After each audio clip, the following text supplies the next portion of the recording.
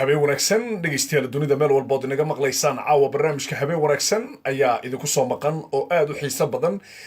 waxyaabo aanan weli horay barnaamijyadeeda loogu arag ayaad caawa maqli doontaan oo qaarkiin ay la yaabi doonaan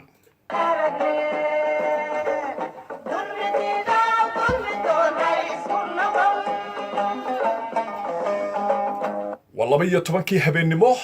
22 Agosto 2018 iyo saacadii hore saacadaha maalinta Arbacada u diyaar garooba dhageysiga barnaamijka habeen wanaagsan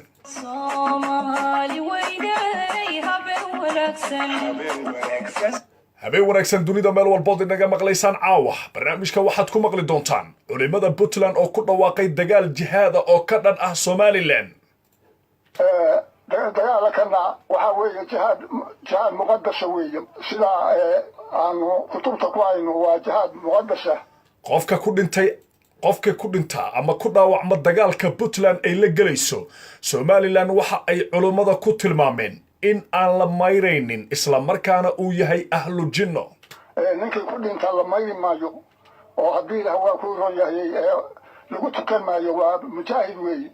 waxaad maqli doontaan caawa culimada Puntland oo shaaciyay arrimo in badan oo ka mid ah bulshada Soomaaliyeed ay wax weyn iska weydiin doonaan isla markaana caawa aynu falanqayn doono rabbi hadduu idmo ana mar kale ku celiyay culimada Puntland waxay ku dhawaaqeen dagaal jihaad oo ka dhana Somaliland afayeenka culimada Puntland oo sheegay qofkii ku dhinta dagaalka Somaliland lagula jiro inuu yahay ahlu janno isla markaana laga doonayo qof waliba oo ciidamada Puntland ka mid ah inuu dagaalkaasi u galo si foolka foola waxaad maqli doontaan faahfaahin dheer oo ku saabsan arrimahaasi sidoo kale waxaan fursad sii doonaa shacabka Soomaaliyeed oo aragtidooda ka dhiiban doona bal sida ay u arkaan hadalka ka soo yeeray culimada Puntland iyo dagaalka Somaliland oo ma la oran karaa inuu yahay dagaal sida culimadu ay hadalka u dhigayaan waliba sheekha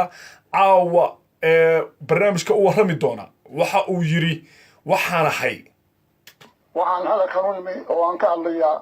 anigoo ah Sheekh Ciise Maxamed Faarax amuraha dagaalka sheekhaasi ayaan caawa barnaamijkeedu kugu hayaa isla markaana culimada go'aankay qaateen shacabku aragtidooda ka dhiiban doonaan magacaygu waa Cabdullaahi Balwaan u diyaar garooba barnaamijkii oo dhameystiran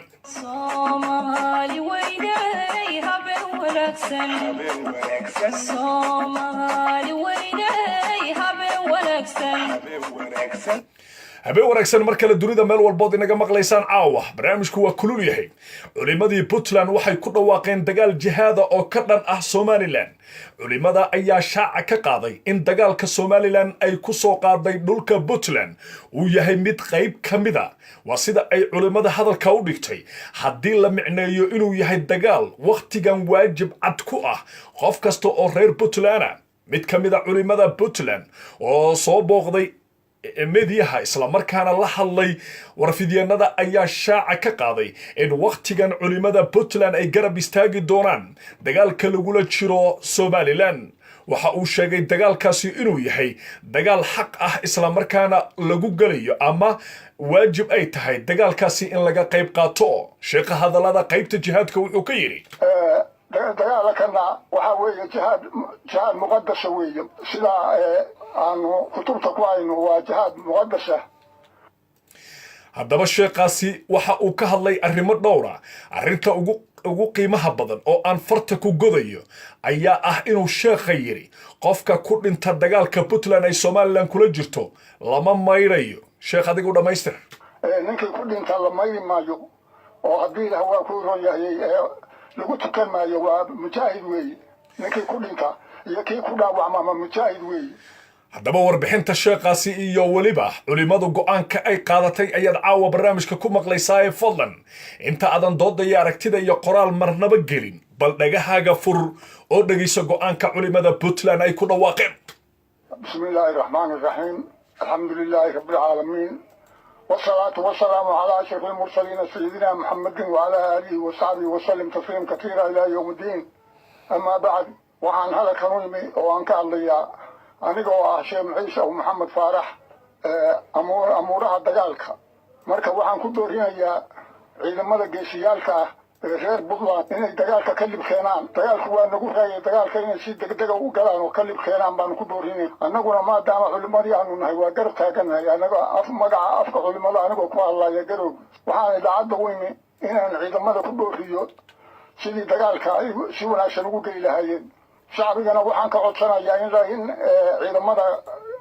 lagu taageero jihaadka ay ku jiraan dagaalkana waxaa weeye jihaad muqadasa weeye sidaa aanu kutubta ku hayno waa jihaad muqadasa ninkii ku dhinta la mayri maayo oo haddii ilaah waa ku ron yahay lagu tukan maayo waa mujaahid weeye ninkii ku dhinta iyo kii ku dhaawacma ma mujaahid weeye dagaalka waa in la galaa oo si degdega loo galaa waa nagu raagay dagaalku oo aawey sicildheere aawey sicildheere dagaalka madaxweyne gaas sicildheere waxaanu ka codsanayna dagaalka in si wanaagsan loo galo oo iyo si geesinimaa oo waxaan ka codsanayaa haddana ninkii soo carara ama baabuur la soo carara ama naftiisa la soo carara dhafoorka in laga toogto waxaan dadka kale oo shacbiga reer Puntland ka codsanaya in ciidamada la isgarab taago konton neef ariya ninkii leeyahay inuu 10 keeno 5 geela ninkii leeyahay inuu mad keeno lacag ninkii leeyahay inuu ka qayb qaato sidaasaan ka codsanaya anigu maadaama culimada waaweyn aan ka mid ahay waayo aragna aan ahay oo raggaas boqolka kor u dhaafayaan da'diisu waa 100 sano iyo wax la jira waana mid ka mid ah culimada Puntland wuxuuna sheegay inuu yahay afayeenka culimada wuxuu ku celceliyay isaga oo 100 iyo dhowr sano jira maanta in uusan arki karin waa sidoo hadalka u dhigay in Soomaaliland dhul reer Puntland ay gacanta ku haysato waxa uuna sheekhu sheegay arrimo aad u xasaasi ah bal qaybta ugu muhiimsan qolada farsamayaqaanada waxaan ka codsanayaa markuu da'diisa sheegayo iyo marka go'aanka qaybta ugu muhiimsan oo carabka ku dhufanayo halka ku celiya sidaasaan ka codsanaya anigu maadaama culimada waaweyn aan ka mid ahay culimada waaweyn inaan ka mid ahay halka igu celiya laba jeer ku celiya maxaa yeelay dadka barnaamijka dhageysto laba jeer ka badan wax ku fahmayaan laba jeer ku celiya aniga culimada waaweyn ka mid sidaasaan ka codsanaya anigu maadaama culimada waaweyn aan ka mid ahay mar kale sidaasaan ka codsanaya anigu maadaama culimada waaweyn aan ka mid ahay mar saddexaad sidaasaan ka codsanaya anigu maadaama culimada waaweyn aan ka mid ahay inta kaliya markuu yiri wuxuu cadeeyay in da'diisu xilliga ay tahay waayo aragna aan ahay oo raggaas boqolka kor u dhaafayaan mar kale waayo aragna aan ahay oo raggaas boqolka kor u dhaafayaan mar saddexaad waayo aragna aan ahay oo raggaas boqolka kor u dhaafayaan waa sheekh waayo arag 100 sano ayuu kor u dhaafay jihaadka Soomaaliland ka dhanan waa uu ku dhawaaqay aragtida shacabka ayaanu sii doonaa rabbi hadduu idmo laakiin waxaan rabaa halkaa inaad aad ila fahantaan fadlan qolada farsamayaqaanada in uu sheekh yahay 100 sano inuu kor u dhaafay inuu way aragaya halkaa ku celiya sidaasaan ka codsanaya anigu maadaama culimada waaweyn aan ka mid ahay waayo aragna aan ahay oo raggaas boqolka kor u dhaafayaan waayahay aad buu maasan yahay haddaba go'aankan ayaan rabaa dadka Soomaaliyeed in aragtidooda ay ka dhiibtaan qof kastana aragtidiisa xor u yahay cid lagu caburinayo ma jirto qof kastana waxa uu kala soo xiriiri karaa telefoonka aan ku hoos qoray madaxweynaha Soomaaliland mudane Muuse Biixi hoostiisa telefoonka ku qoran ayaad faybar ahaan u soo wici kartaan fadlan aragtidaada xor baad u tahay go'aankanna waxa la doonayaa qofka inuu aad u garto labada qodob ee go'aanka ugu muhiimsan ee aan farta ku godayo sheekha wuxuu yiri dagaalkana waxaa weeye jihaad muqadasa weeye sidaa aanu kutubta ku hayno waa jihaad muqadasa وجهاد مقدسة سيدا كتابة إنه كوهينو محمد وحو كلو شاقي حضر ككري وان ربو إناد آدو فهمتان إنتا ضد سوق قلينا qofka ku dhinta halka igaga wad sheekhow qofka ku dhinta oo reer Puntland oo asagoo Soomaaliland la dagaalamaya ku dhinto maxaa tiri ninkii ku dhinta la mayri maayo oo haddii la waa ku ron yahay lagu tukan maayo waa mujaahid weeye ninkii ku dhinta iyo kii ku dhaawacma ama mujaahid weeye shacabka Soomaaliyeed sida ay u arkaan ayaa imikaynu gudagalaynaa telefoonka aad iga soo wici karto qaybta Feebarka waxaad ka arki kartaa madaxweynaha Soomaaliland Mudane Muuse Biixi hoostiisa ayaad ka arki kartaa halka fikirka ka dhiibo waxaana doonayaa inaad fahanto inta qodob aanu soo dhageysanay waxaan kaliyoon ka rabaa sida shacabka Soomaaliyeed u arkaan hadalka ka soo yeeray culimada Puntland go'aanka afayeenka culimada Puntland ka soo yeeray oo ku aadan dagaalka Soomaaliland inuu yahay jihaad anigu ma dhihin mar kale dhagahaaga fur ninkii ku dhinta la mayri maayo oo haddii la waa ku royay lagu tukan maayo waa mujaahid weeye iyo waliba in dagaalkaasi gabigiisba uu yahay sida kitaabadu ay sheegeen anigu ma dhihin ninkii ku dhinta la mayri maayo oo haddii la waa ku royay dagaalkana waxa weeye jihaad muqaddasa weeye sida aanu kutubta ku hayno waa jihaad muqaddasa wayahay kitaabada sidaynu ku haynana waa jihaad muqaddasa qof kasta marka aragtiisa ayuu dhiiban doonaa qadka ugu horeeya caawa adigoo wax dhageystanayso si aad wax u fahanto laakiin haddaadan waxba barnaamijka soo dhageysan oo aadan la socon waxa adkaanaysa inaad su'aasha ka jawaabto wax badan baynu ka soo sheekaynay labada qodob ee miiska saaran hadalka culimada ka soo yeeray ee aan rabo inaan wax ka ogaado ayaa waxa ay tahay wuxuu yiri dagaalkana waxa weeye jihaad muqaddasa weeye sida aanu kutubta ku hayno waa jihaad muqaddasa iyo ninkii ku dhinta la mayri maayo oo haddii la waa ku royay lagu tukan maayo waa mujaahid weeye ninkii ku dhinta iyo kii ku dhaawacma ama mujaahid weeye qadka ugu horeeya habeen wanaagsan salaamu calaykum waa kaa qaaday codkaagu si aad u noogu liitaa marka adoo codka kor u qaadaya sideed u aragtaa go'aanka afayeen yiri culimada Puntland ayaan afayeen u ahay ayaa tilmaamay dagaalka Soomaaliland inuu yahay mid jihaada waan ku raaxsanahay saxan macaan aad baan ku salaamaya barwaan wadaadku soo sheegay waa dagaal jihaada والله إلا ولي عدك وأذ ولي تامر كذا وحون دايري كرتو تسي دتك نو مقلان قرض في السماء قانون ويكاق يلينيا مرسد حد كعلي بل الشيخ السيدة دوارك تو هذا الكيسة مركلة وكل أحسن يا شيخة واحد عمرك هاللي هي واقع وكهاللي بدلان كتيرة هي دلك بدلان بسيط بدلان يشعوينا بدلان بلوسو جوري هي إن استفاعنا حق بيقول لي وانا اجتهاد وانا كل ما يعني وقرت مركا aad leedahay wajahad wayna ku dhimanayaan halka bal dadka u turjun sababta dagaalkaasi uu jihad u noqday sababta waxa weeyaan dal iyo dad degan baa lagu soo duulay dadka ku soo duulana waa dad garanaysa ka yimi gobolada aan ognahay meesha ku yaalaan dhulkii lahaa dhulka Puntland oo sharciga ahaa sagaalka gobol ee Puntland baa lagu soo duulay marka diyaar waxaana inaan haddaan dhalinyarada Puntland aan ku jihaano wadadii waxay go'aamiyaan baan ku raacsanahay waan ku dhibaana way aad u maasan tahay dhageystii ugu horeeyay wuxuu yiri dagaalku waa mid jihaada waa ku raacsanahay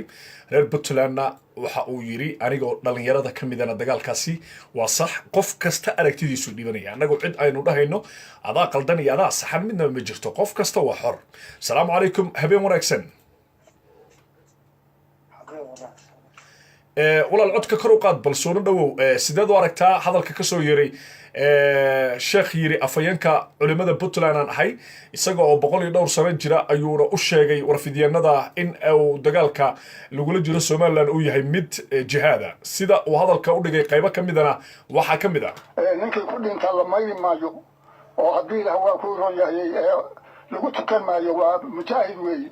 sida buu yiri bal aragtidaada ku biiri bal adigu sidaad u aragto iyo waxaad ka leedahay لا بالوال عدك مغلى السورة si nadiif ah lagu maqlaa hadda okay ata marka maxaad leedahay وهذا هذا كفك الله وهذا الحقيقة ما واحدة كتابته وهي واحد مدبدا يعني مدلول بالقادنا هي مركا وهذا صح وحقيقة waayahay in lagu jihaado Soomaaliland waxaad aaminsan tahay inay tahay mid sax ah oo xaqiiqo ah sheekana waad ku raacaysaa miya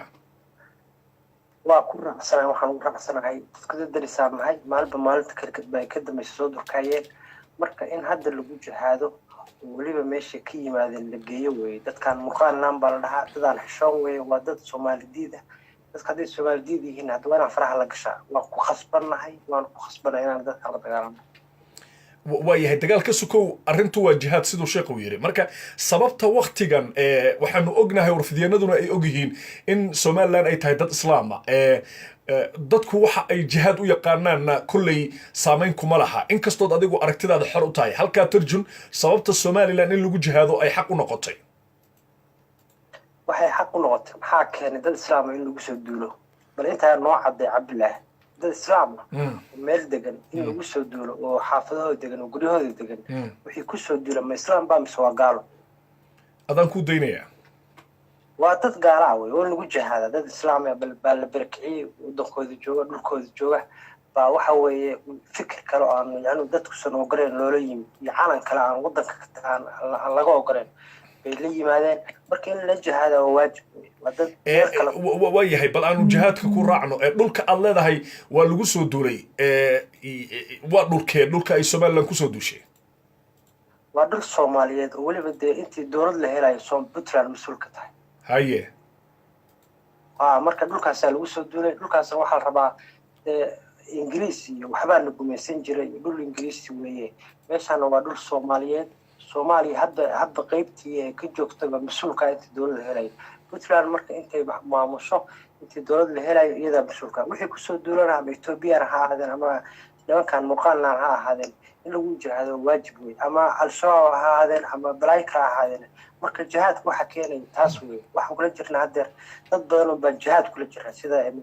al-shabaab oo kale nimankan muqaanan anagu hadda u bixnay calan kala wata marka waajib wata aniga waajib nagu tahay inaan calanka Soomaaliya aan xaqiijino waan calanka laga taagay saas weey marka dadku wuxuu ka hadlay aad buu mahadsan yahay waa dhageystiye labaad oo si rasmi ah u taageeray sheekha afayeenka culimada Puntland oo caawa u sheegay barnaamijka ninkii ku dhinta la mayri maayo oo haddii la waa ku royay lagu tukan maayo waa mujaahid weey ninkii ku dhinta iyo kii ku dhaawacma mujaahid weey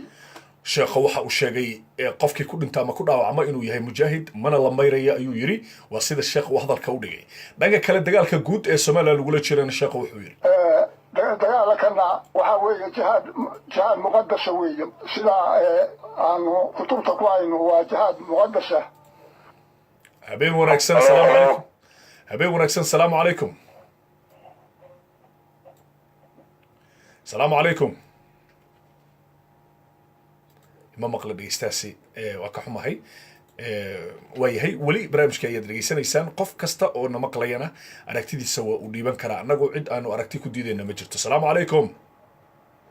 وعليكم السلام ولا الصدق وأركتي ده كبيرة فيانك علماء سيدا أو شيء ده أضيء أو رنتي بقولي دور سنة جرا أي يريد دجال كسوماليلاند بل شيء قواديك كعلي بل أنا وأفكي جنبه كشيء كرو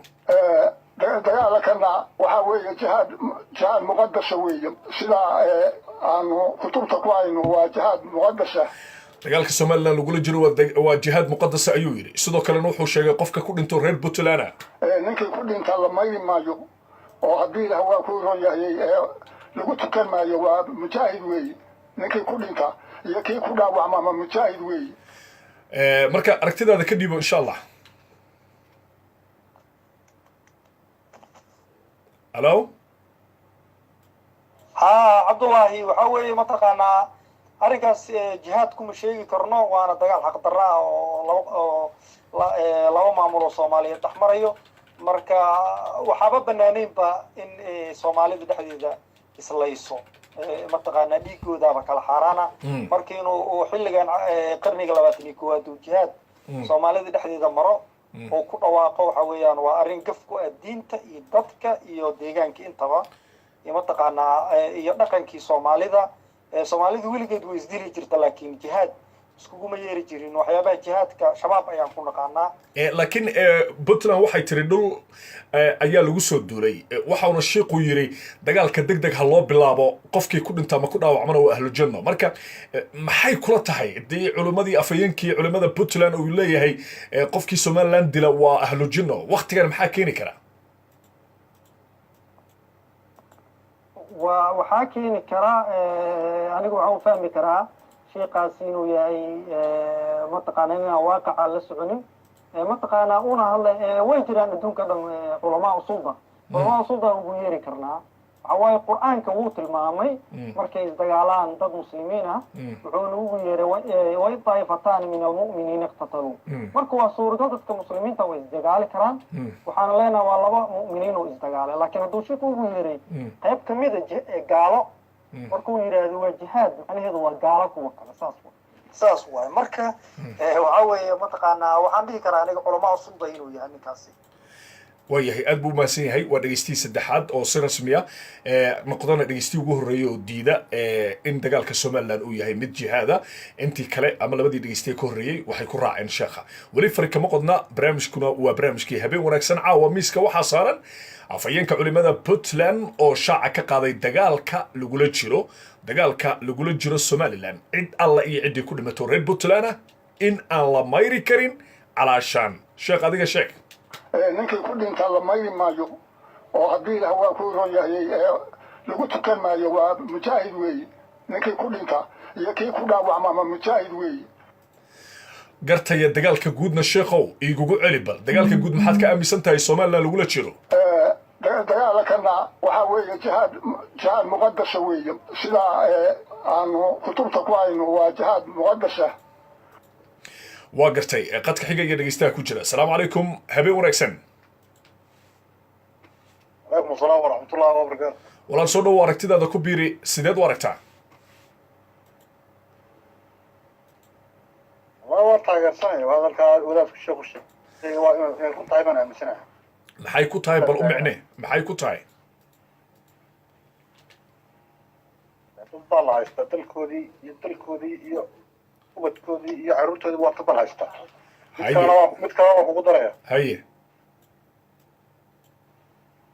البعض هتو سنة كيس حريم ويا هتو سنة أكيد البعض كيس حريم ويا.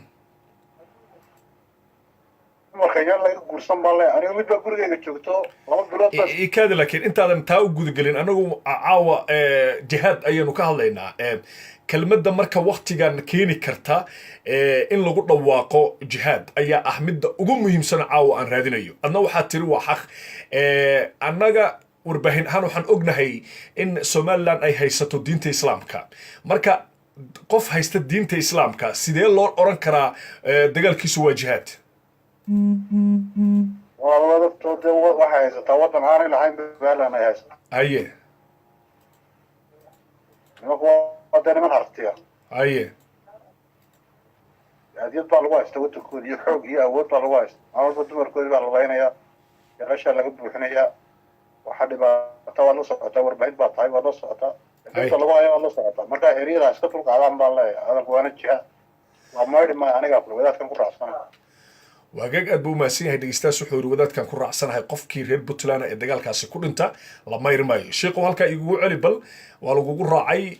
ninkii ku dhinta la mayri maayo oo haddii ilaah waa ku ron yahay lagu tukan maayo waa mujaahid weeye ninkii ku dhinta iyo kii ku dhaawacma ama mujaahid weeye aad buu umahadsan yahay dhegeystahaasi weli fari kama qodna barnaamijka caawa baayda goobka aragtida shacabka ayaanu raadinaynaa sheekh u hadlay culimada puntland ayaa shaaca ka qaaday in somaliland dagaalka lagula jiro oo ay puntland kula jirto qofkii ku dhinta ama ku dhaawacma inuu yahay ahlujanna aragtida shacabka ayaanu eegaynaa iyadoo dhegeystihii afraad caawana soo wacay uu yidhi waa xaq saddex dhegeyste ayaa isku raacay sheekha inuu sax sheegayo iyaga ayaa hadalka u dhigay annaga wax shaqaa kuma lihin aragtida shacabka ayaa la yidhaahdaa fadlan aragtidaada ku biiri asalaamu calaykum habeen wanaagsan وعليكم السلام عبد الله محمد عمر أدبك وسلام يا سعد sidoo kale mid taa lamid ayaan hawada ku soo marinaya soo dhowow aragtidaada ku biiri sideed u aragtaa go-aankan ah dagaalku waa jihaad kan somaliland lagula jiro والله بلا شيء هذا الكسر يري آدي هذا وحماي محايا لي dad Soomaali ah in la dhahaa ninkan oo Soomaali ah dhiiggiis oo banaayay in la dhaho aadi aad ugu xumaay haye maxay tahay sababtaad uga xuntahay maxaa yeelay dadku waa wada Soomaali haddana waxay wataan diin oo islaam ah haye marka in la dhaho waxa uu arkaa dagaalkaas qalada u arkaa maxaa yeelay shiiqa horta waxaa laga yaabaa arrintiisa laba kala qaada haye koo waxaa laga yaabaa in loogu sheegay inuusan ka warqabinba dagaalka oo maxaa la lahaa u dhexeeya puntland iyo somaliland waxaa laga yaabaa in loogu sheegay oo la dhahay saas oo si qaldan loogu sheegay puntland waxay tabanaysa loo sheegay uusan ogeen somaliland waxay tabanayso midda kaleeto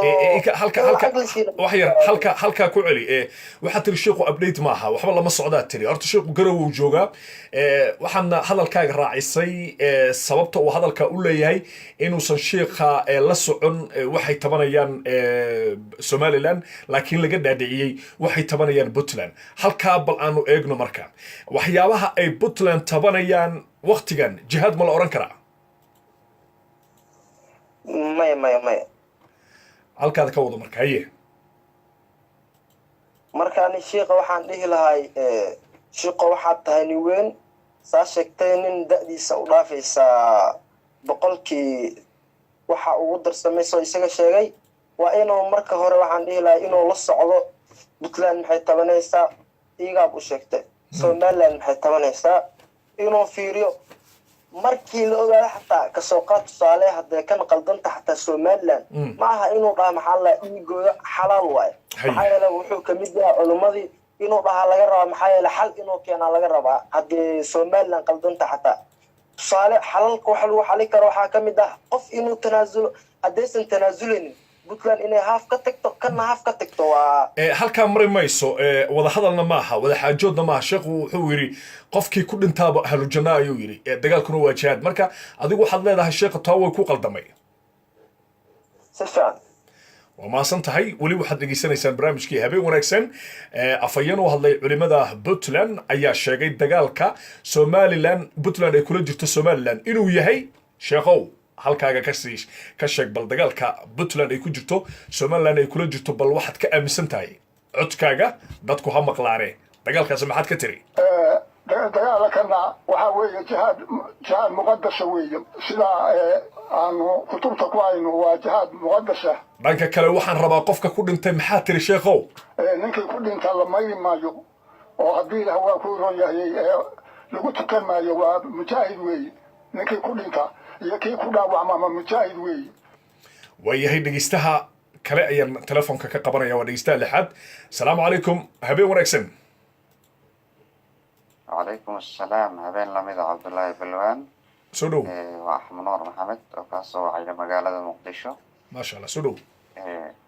وان دو هاي أرنتان هرت اللبا أنو كلا قاضي يعني قاعو فكرهان هيا شيخ أرنتيس هيا أرنتان سومالي لان شيخ وحدين هيا ما ضد لغو هيستبا ما ضد قعان كو هوس جيربا أولا دباتينيو هيا oo rabo inay maamulka puntland aan ka mid nahnay ay dhahaan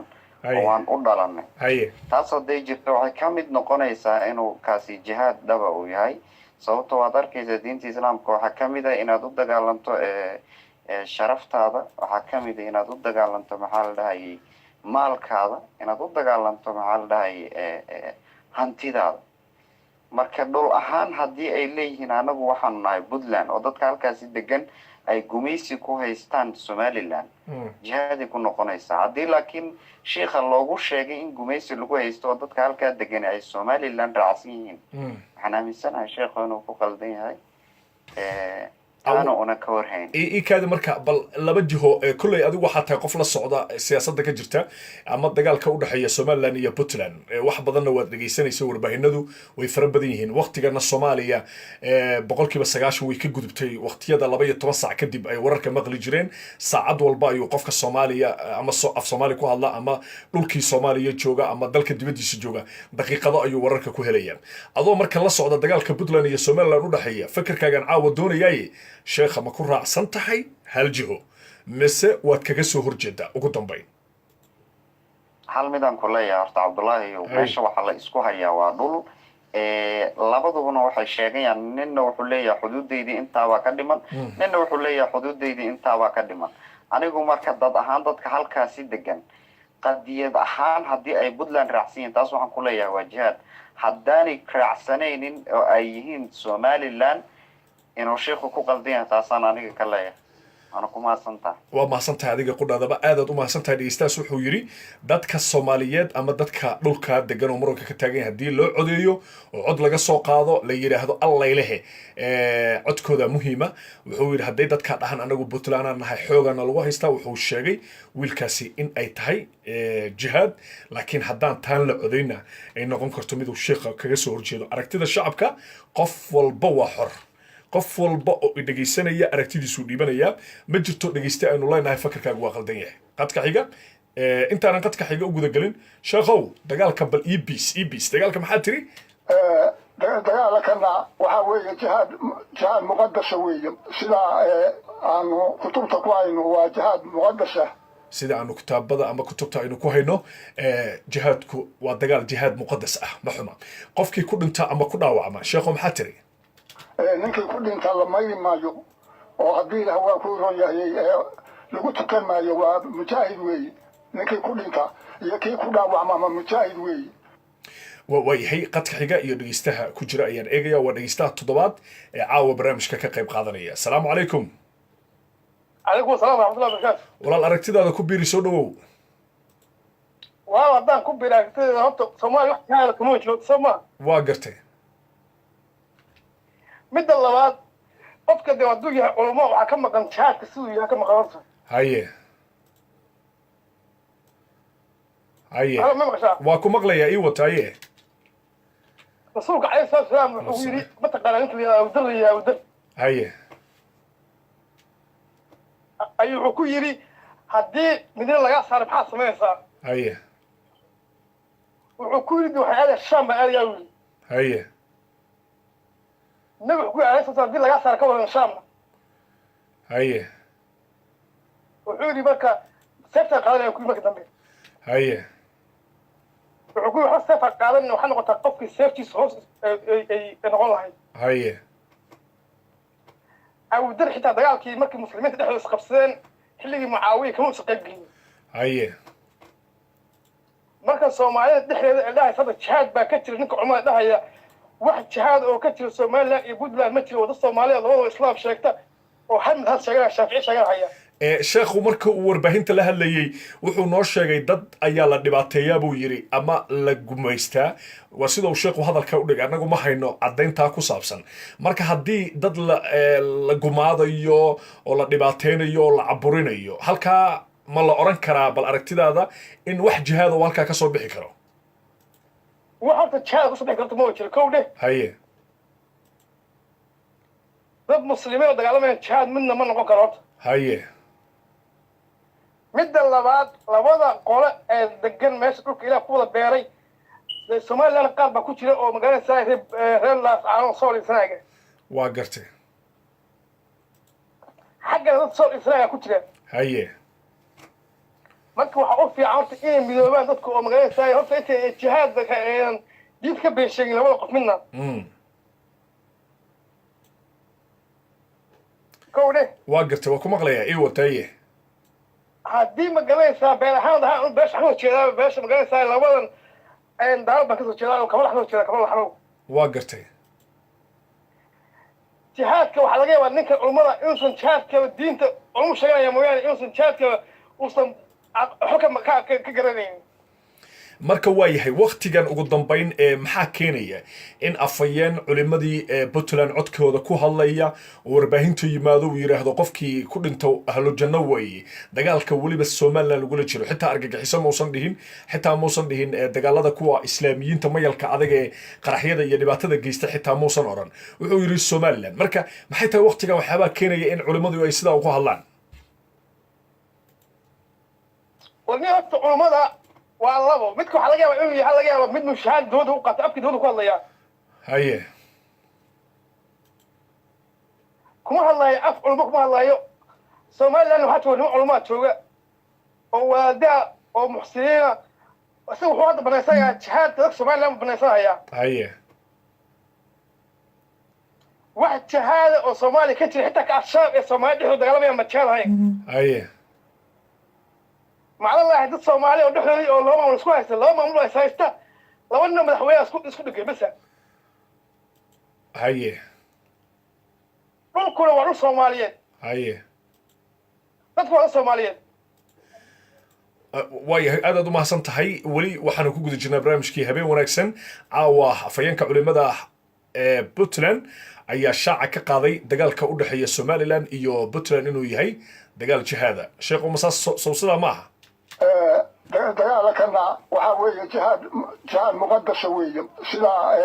aanu kutubta ku hayno waa jihaad muqadasa sidoo kale sheekha waxa uu yiri qofkii ku dhinta ama ku dhaawacma halkaa ka wad ninkii ku dhinta la mayri maayo oo haddii ilaah waa ku ron yahay lagu tukan maayo waa mujaahid weeye ninkii ku dhinta iyo kii ku dhaawacma ma mujaahid weeye qadka xiga iyo dhegeystaha ku jira asalaamu calaykum habeen wanaagsan عليكم السلام بالواقع السلام عليكم وشهادة برنامج كذا منك ما شاء الله waanu ka qaadnay mid kale mid ah wada ku marinaynaa bal soo dhawo aragtidaada sheekha waxa uu yiri dagaalka Soomaaliland iyo Puntland u dhaxeeya waa jihaad adigu ku darso marta bilowga oo salaamay waxaan ku suganaa gobolka Sool marka sheekhaas wuxuu ku hadlay horta hadal sax ku hadlay waa jihaad weliba jihaad xalaal haye kudintana waa janno weliba waxaa loo dhisayaa taalo baa loo dhisayaa qofkii ku dhinta dagaalka Puntland iyo Somaliland waxay dhul aynan lahayn bay dibadii intay ka yimaadeen mid kala dhimaadeen haye lama ahayn inay noqon doonaan qofkii ku dhintana waa janno wey jannada loogu sheereeyey sababtoo ah nin dhaqan ingiriis haysta dhaqan gaala haysta waxaa lii inaad ka jehayso inaad ka celiso inaad ku jihaado waajib gurigaaga hataada ugu soo warreyn jeceyso waajib inagu haddaan reer soo nahay waanu ku dhimananaa waana ku jihaadanaa taalana loo dhisiya weliba taallo weyn baanu dhisanaa qofkii dagaalkaa ku dhinta waanu jannaan leeyahay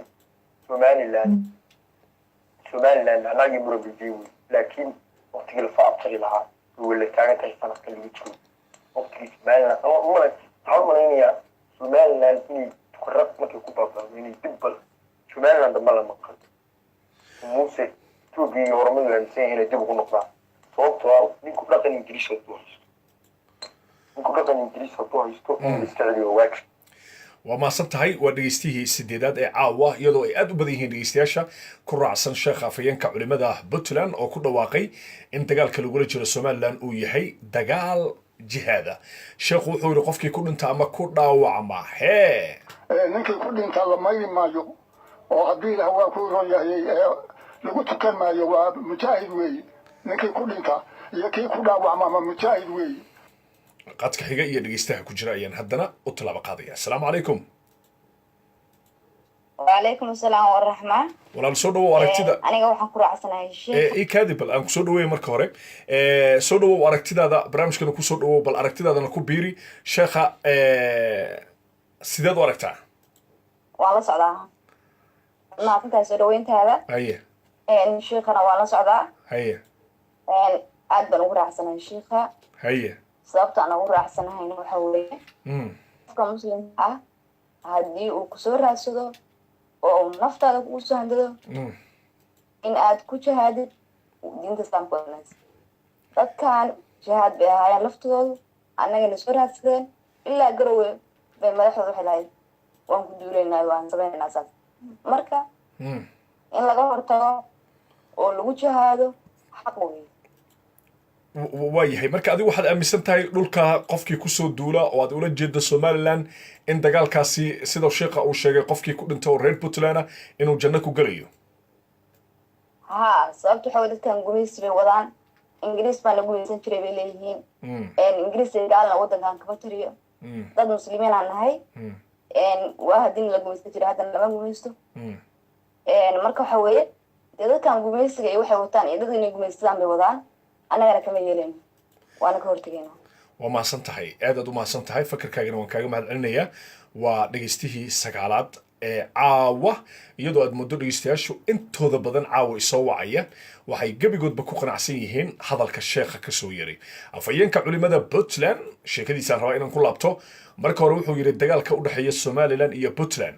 sheekhow halkaada ka sii wad dagaalkana waxaa weeye jihaad muqadasa weeye sidaa aanu kutubta ku hayno waa jihaad muqadasa kulley dagaal waa lagu dhaawacmaya ama waa lagu dhimanaya sheekhow inta dhimatay inta dhaawacantay ee reer Puntland ee dagaalka kula jirta Somaliland maxaad leedahay ninkii ku dhinta la mayri maayo oo haddii ilaah waa ku ron yahay lagu tukan maayo waa mujaahid weeye ninkii ku dhinta iyo kii ku dhaawacma ma mujaahid weeye محمد شيخو انت ايو افتيميه لكن اسويدينتو waxay tahay sheekhow aqoontaada iyo da'daada dadka xasuusi bal waxaan ka rabaa qolada farsamayaqaanada iigeeya meesha uu leeyahay sheekhu da'diisana uu sheegayo aqoontiisana uu sheegayo way aragnimadiisana uu sheegayo inta iigeeya sidaasaan ka codsanaya anigu maadaama culimada waaweyn aan ka mid ahay waayo aragna aan ahay oo raggaas boqolka kor u dhaafayaana waayo arag culimadu ka mid yahay وانا رجع بقول كر أضافي حتى ده ديسو بقول سنة ويكون تهي وحنا شاقي إن دجال كسي هي متش هذا محمد أنا كتير الشعب كأيان ولي أورورينيات لقيستها طبنات أيان هذا التلفون كقمرية السلام عليكم وعليكم السلام ورحمة الله وبركاته سودو أركتيدا ده كبيري سداد أركتها فين كعلماء بوتلان أو الشاعة كقاضي دجال كسينو يهي متش هذا قفكي كل انتورير بوتلان أنا أو جنة جلي وسيدو هذا الكودجي نيو أنا كل شيء خاص مدة علماء هو ليه لكن أنا ما قرأني دو علماء سنة كانوا قاضي وإذا نايستي ما قرأني أنا ميل وكتير آيات قرآن كأو تشات كريس هاي بالفسر بالمحدو الجدة فسر يوم كله هو تشات وحكون إنت هو تشات وحنا ماشي شو إيه ماشي شو بس سؤال لا لقيت روحان وريرهان nimankii kale waxay ahayd dadka gobolka degan oo hogaaminayay waan arkayna ina cambaasho markii shirkii telefoon conferenceska uu la geliyay reerkooda dhaartii waxay ka dhacaysay annagaa meesha joogna annagaa diyaaro annagaa ku dirirayna waa dhulbaante dhinaca kale dhulbaantaa ka socda marka waxa uu leeyahay jihaad weeye nimaanu ninkaas ma ku macnayn kara sheekh waxaan ku macnayn karaa culimada sanadkaa joogto inta suuqyada xawartibaad isqarxanaysoo kale diintoodu mulaawata waxaase waa ummad islaama oo joogto wixii ku dhintaa jihaad wey war waxa ku dhintaa kan xagga ka yimi iyo kan xagga ka yimi waa laba wiil oo soomaaliyeed oo waxay ku dhimanayaan aan la garanay marka halkii uu naseexayn lahaa oo ummadda xagga diinta u geli lahaa oo ilaahay ka boqoran lahaa inuu dad guubaabiyo ilaah kii ku dhintaa jihaad wey anigu isaga laftiisa in lagu jihaadaa qabaa وياهي أدد وما سنت أدد وما سنتاي أركتيد الشعب كولي فريق ما قدنا قف كستو إنه دقي سنة ينو عقول ليه هاي إنه فكر كي سنة لو ذاقو أفيان كعلماء بوتلان هذا الكسو يري هنتي واحد بدن أي يستاشوا فسرات إيو هذا لك الدوان كبحي كران واحد مدة أنت بدن دتكو إن أي كلمة أي كجران كالين كسترو وركتيد يسوي لمني قف كستو حقا إنه فكر كي سليبتو أركتيد سنة ولو ذاقو برامجك وحرب بل إن شيخة warramay warbaahinta ka warramay dagaalka Puntland ayaan rabaa meesha ugu muhiimsan inaan ka eego sheekha da'diisa iyo aqoontiisa rabaa dadka inaan ugu celiyo ku celi qolada farsamayaqaanada da'diisa iyo way aragnimada iyo culimo inuu yahay markuu sheegayo halka ay geeyaan sidaasaan ka codsanaya anigu maadaama culimada waaweyn aan ka mid ahay waayo aragna aan ahay oo raggaas boqolka kor u dhaafayaana sidaas baan anigu idaacadda u yimi وأوجا الشيخ وإن تصيدا إذا عض أوتمد لكن وحن ربا إن كعليو ده ويرجع هذا إن الشيخ تهاي أنت صار ربا إن كعل علي رالي جاهو. سيدا شكاوتها يعني ما دام علماء وين أكمل هاي يعني ما دام علماء وين أكمل هاي وهي أرجعنا هاي ورجع سبقول كخروج فيانا. sheekh way araga ah ee 100 sano kor u dhaafay wuxuu ku tilmaamay dagaalka u dhaxeeya Puntland iyo Somaliland dagaalkana waxa weeye jihaad muqaddas weeye sida aanu kutubta ku aynu waa jihaad muqaddas way bal waa lagu dhimanayaa waana lagu dhaawacmayaa dagaalka sheekhu muxuu ka aaminsan yahay qofka reer Puntland markuu dhaawacmo ama uu dhinto natiijadiisa dambe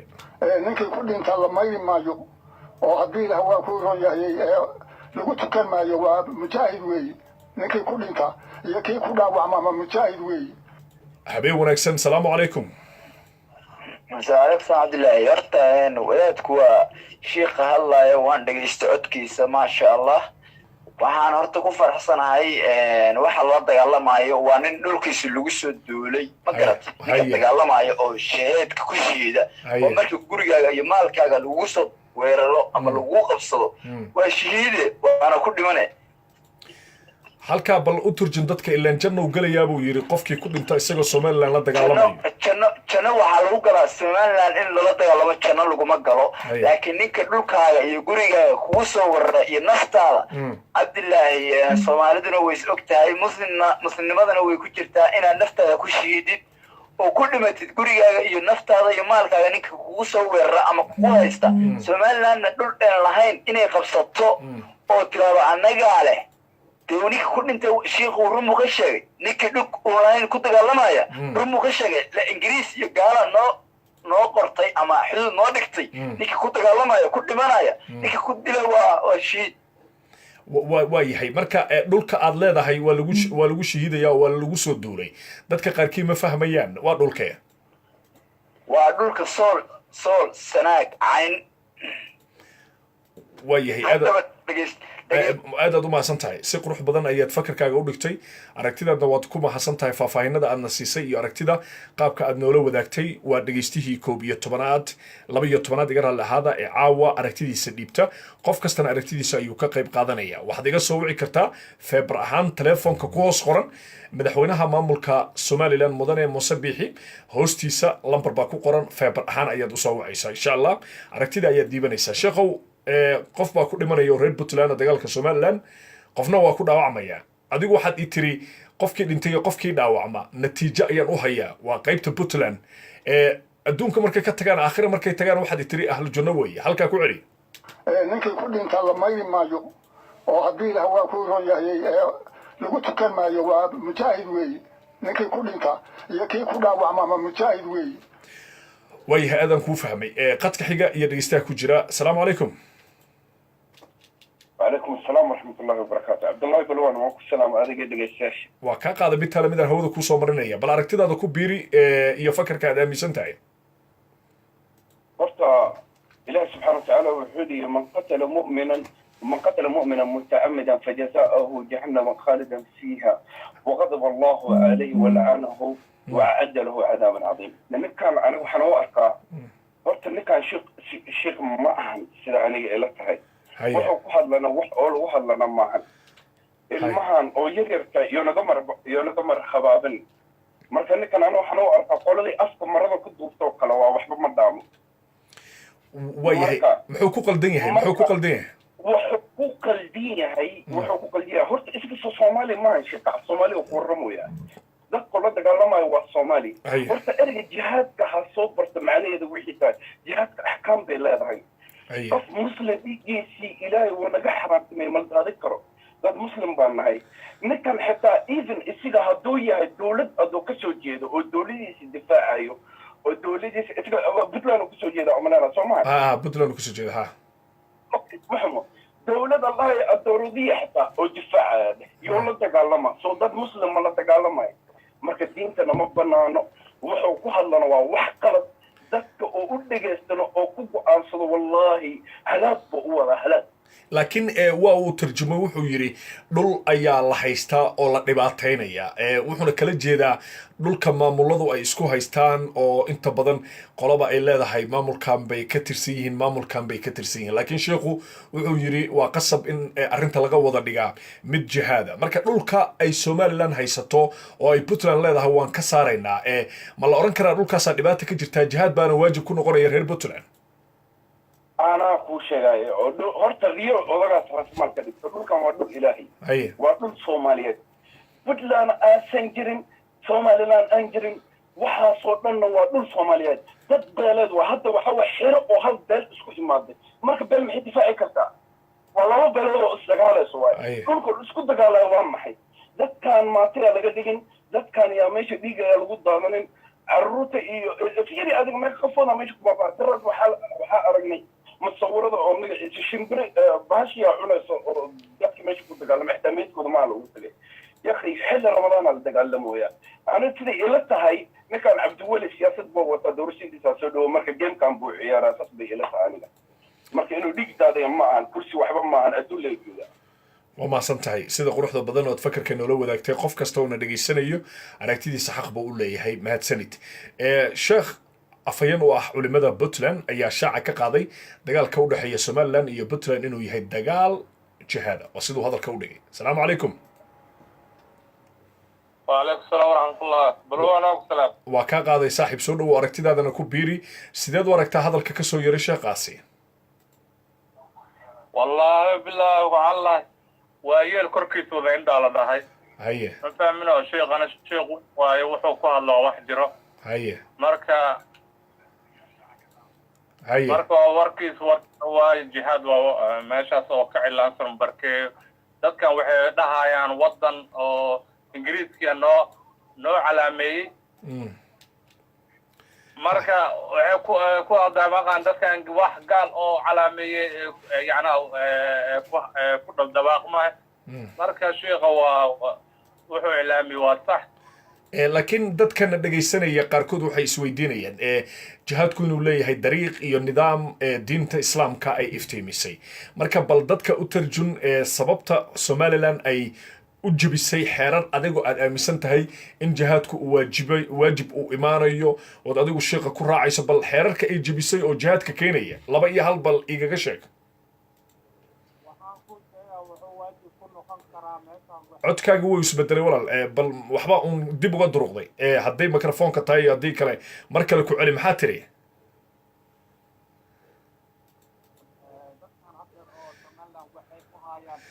waxbaa kaa gaaban walaal waxbaa kaa gaaban waxbaa gaabisay ma aqaan ma samiicadaad u bedelatay mase si kale cilladu kugu jirtaa codkaagii dib buu u durqay mar saddexaad aan fursad ku siinayaa bal wax un ka bedel codkaaga dambe waxbaa isbedelaya maxaa tiri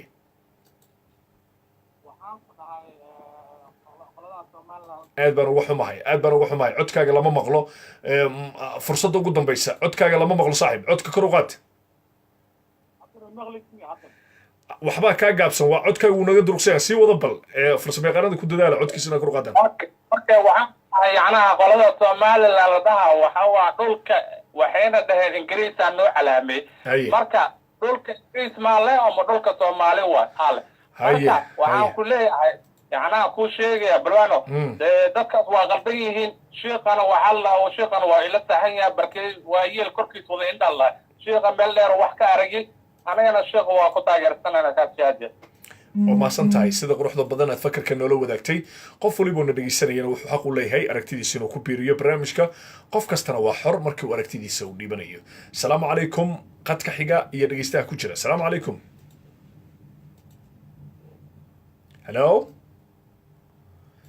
halo ima maqla dhegaystahaasi aad baan uga xumahay waxaan u gudbi doonaa dhegaystaha kale ku xiga balse sheekha ayaan ka codsanayaa inuu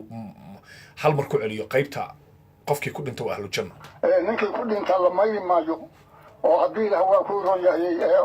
lagu tukan maayo waa mujaahid weeye ninkii ku dhinta iyo kii ku dhaawacma ma mujaahid weeye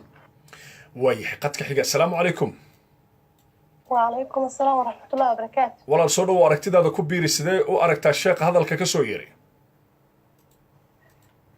walaal الشيخ waxaan u arkaa sheekh khaldan haye oo weliba diinta ilaahayna meel kaga dhacay haye marka anigu fikrad ahaan waxaan kasoo horjeedaa sheekhaas wuxuu ku hadlay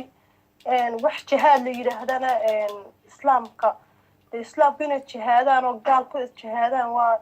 wax xaqiiqa laakiin maaha jihaadka siduu moodaya maaha dadka kale ku raacsanna waxaan odhan lahaa ilaahay ha laga boqo oo jihaadku wuxuu yahay ha la fahmo waxaana ila tahay labada qole ciddii dhibka wadaba horta ilaahay bay naga og laakiin waxaynu ognahay inaanan dunida laysku haysto laleeyahay somaliland iyo puntland baa isku haysatana inay tahay dee labadii qolada meesha degtay inay kala jaban tahay qolana puntland raacsan tahay qolana somaliland raacsan tahay marka maaha inaan la yidhaahdo qolada puntland raacday somaliland raacsan iyadaa horkacaysa somaliland ugu horeysa oo dunidao dhan waa laga ogyahay xaggana way kasoo jeedaan iyaguna xagga puntlandna way raacsan yihiin marka dadka puntland iyo dadka somaliland sheekhyada somaliland u dhashay iyo sheekhyada puntland u dhashay toona inay yidhaahdaan jihaad baa qole lagu jihaadaya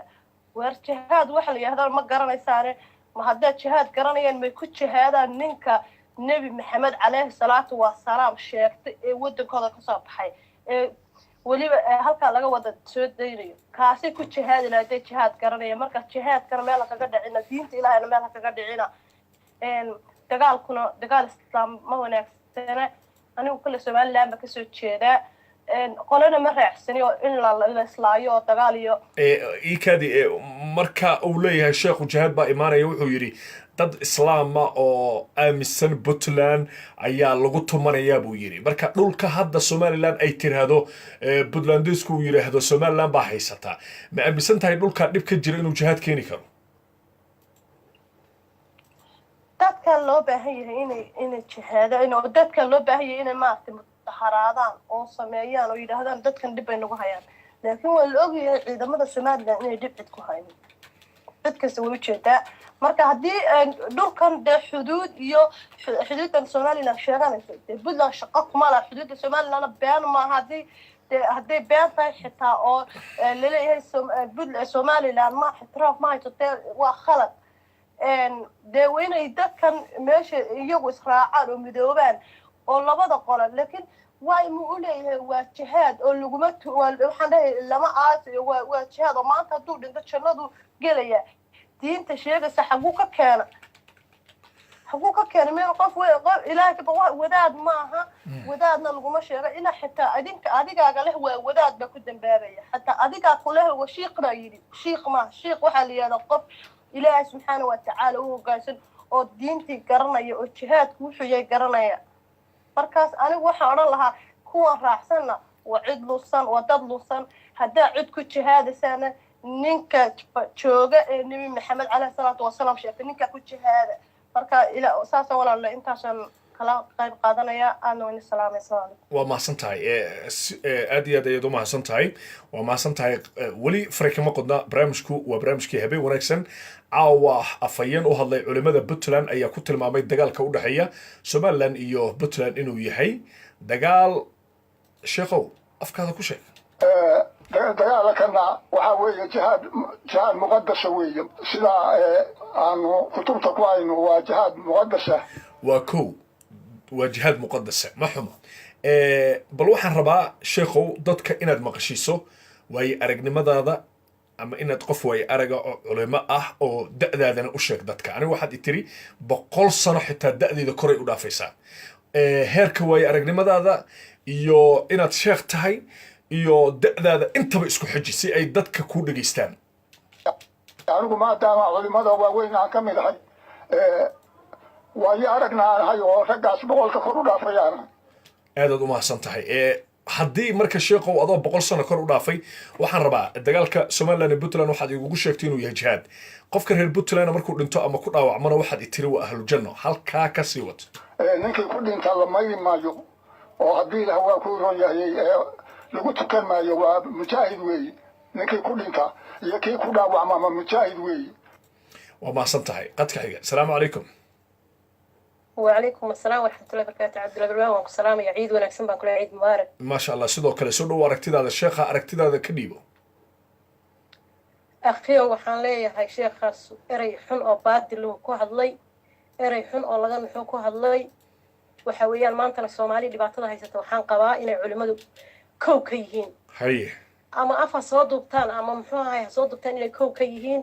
ma arkaysid culimo banaan baxaysa oo xaq dadka u sheegaysa oo dhahaya intay kala dhex istaagaan laba beelood markay istiilaysan war Allah laga baqo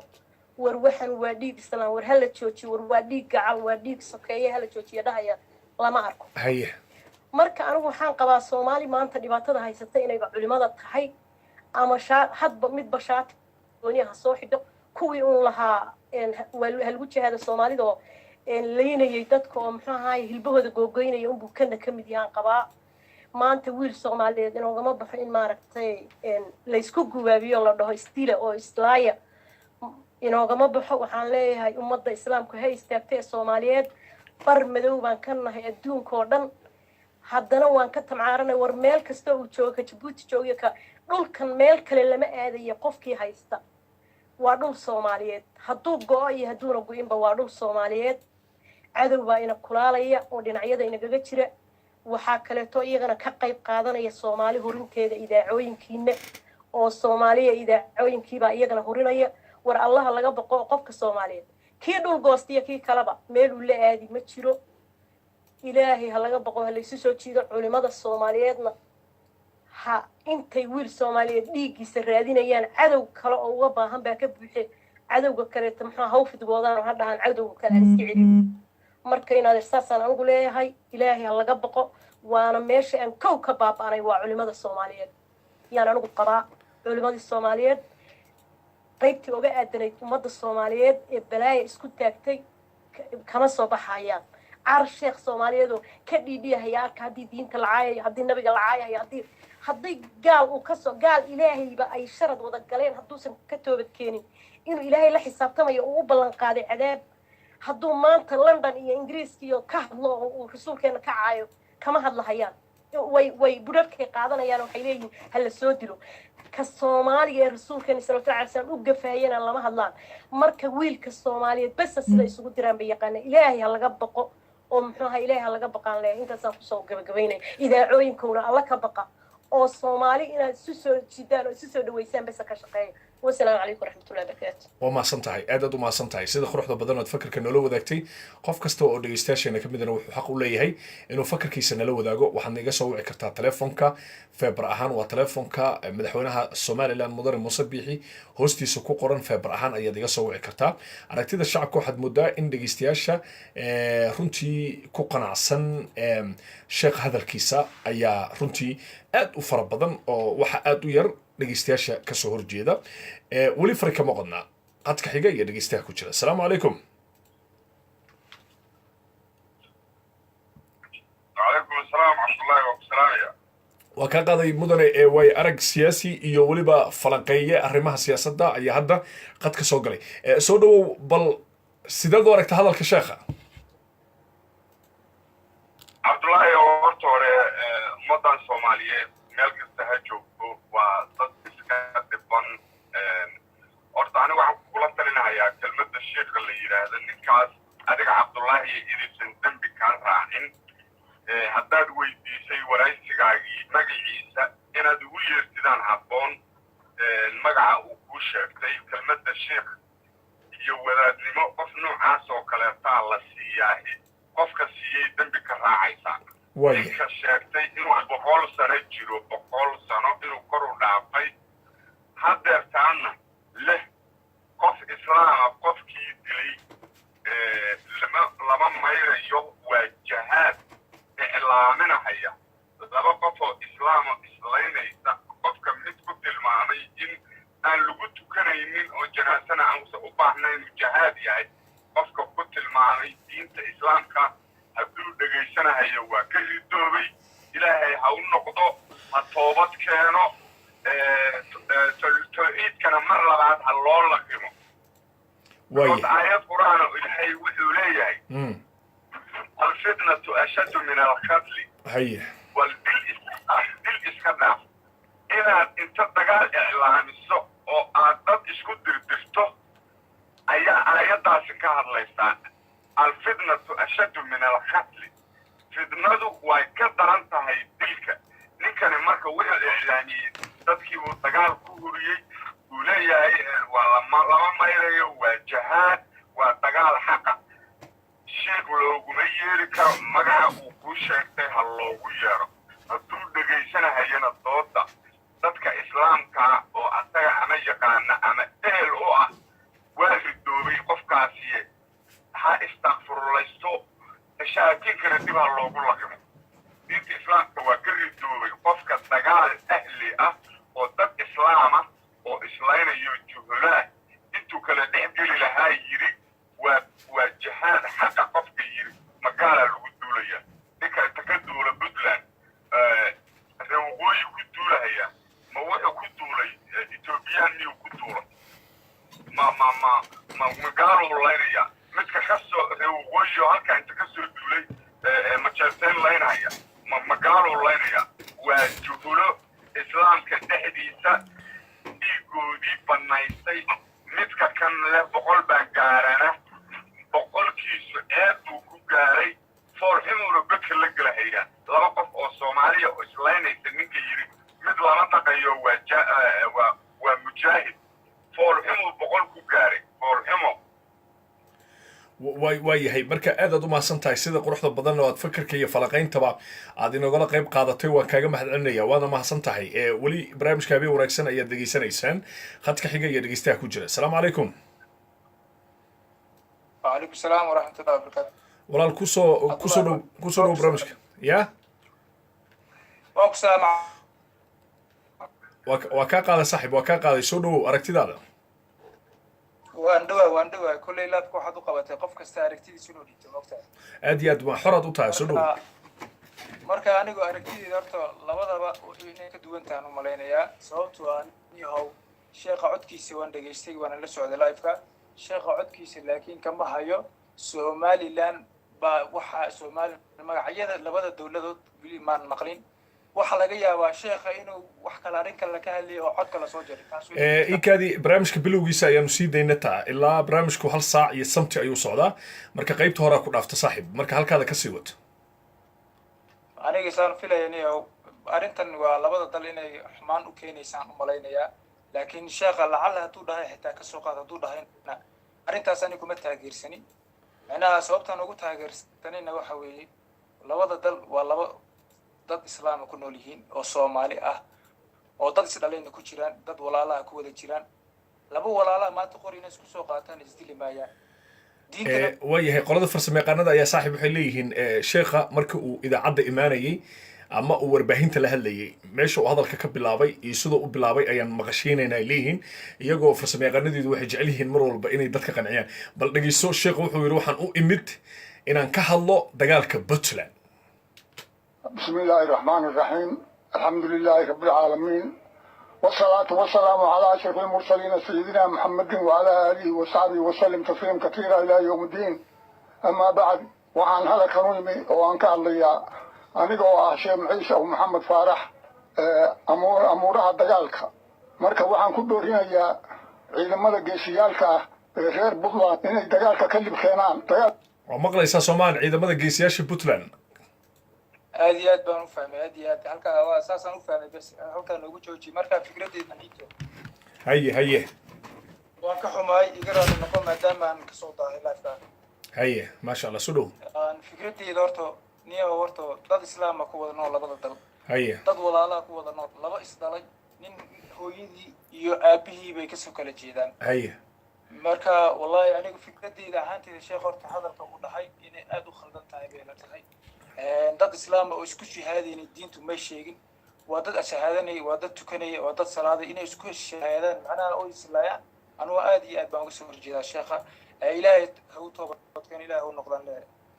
waana mahadsantahay cabdullaahi adigana waad mahadsan tahay soo dhowow mar kale habeen wanaagsan ayaad degeysanaysaan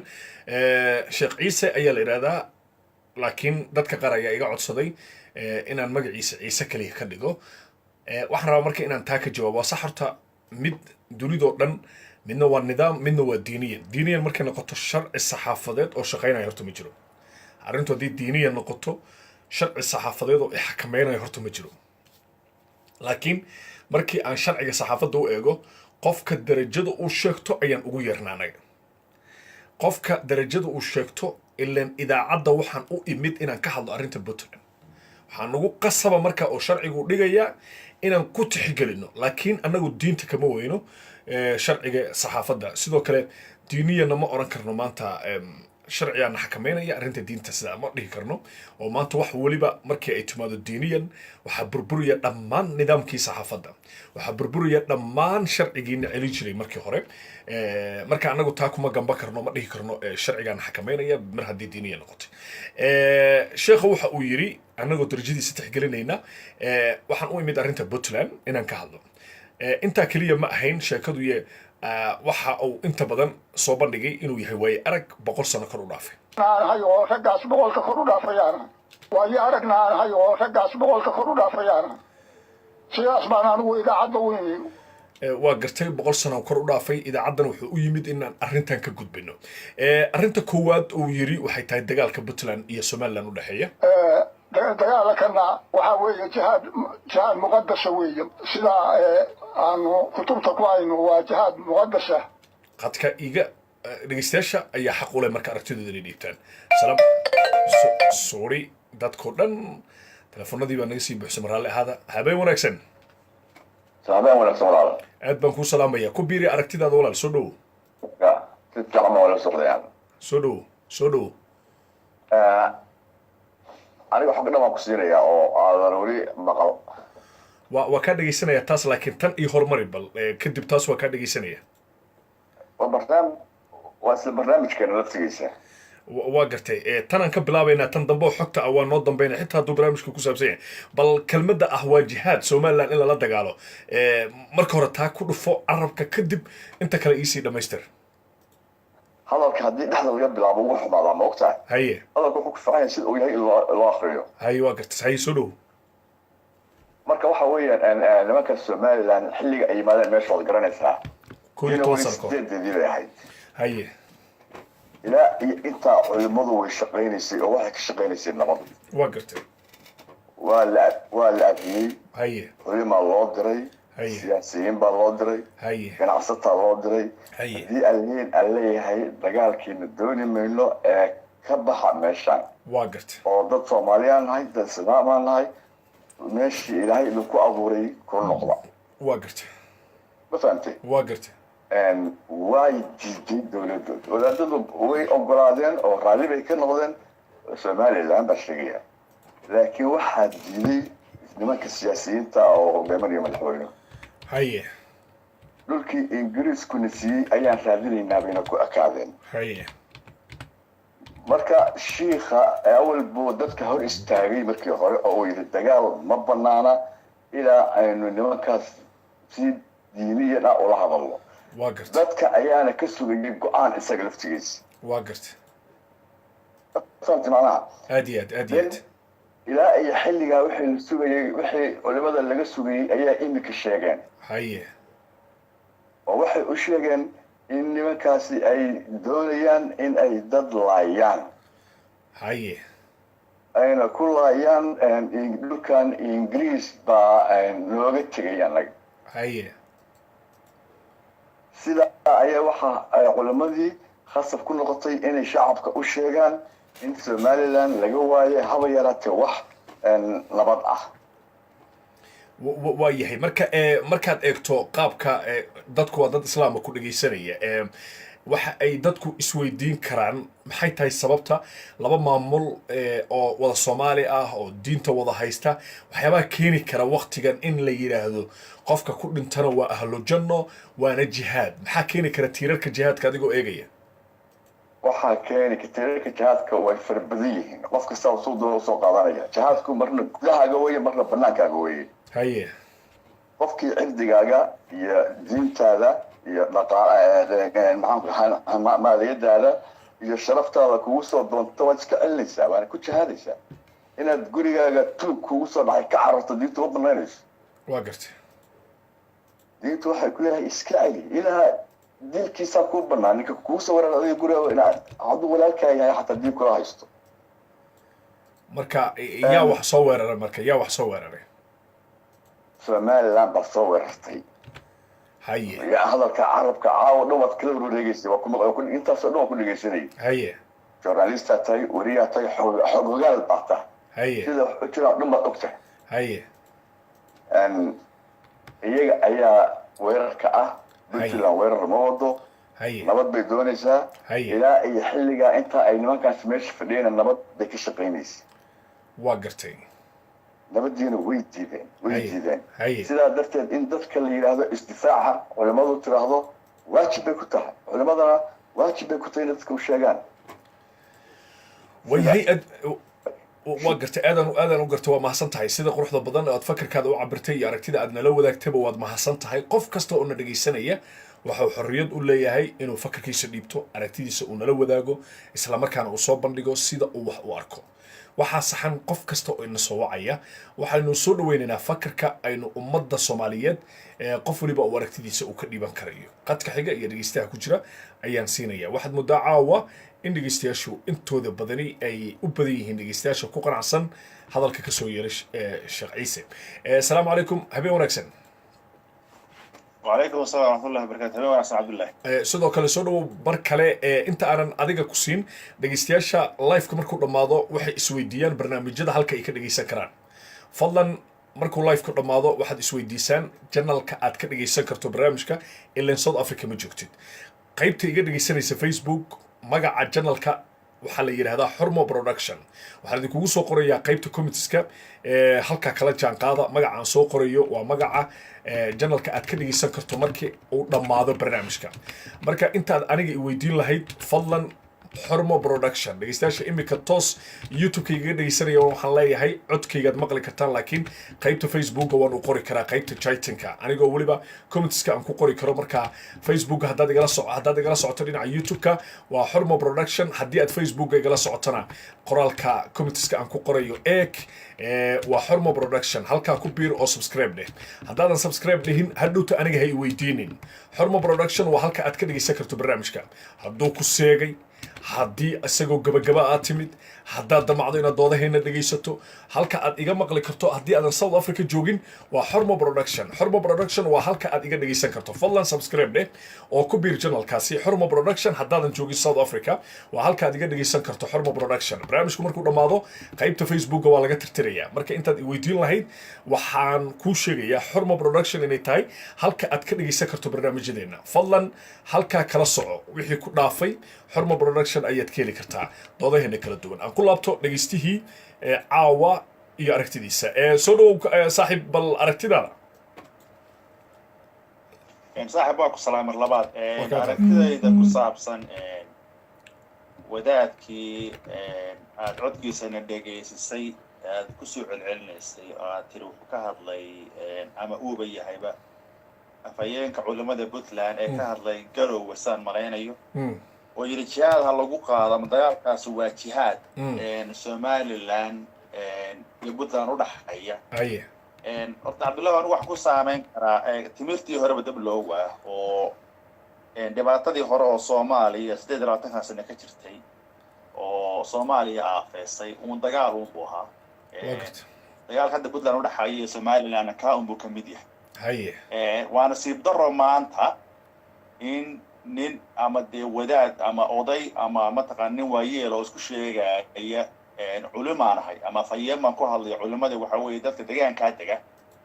horta wax laga xumaado midda kalena Cabdullahi ku sheegaya waxa weeye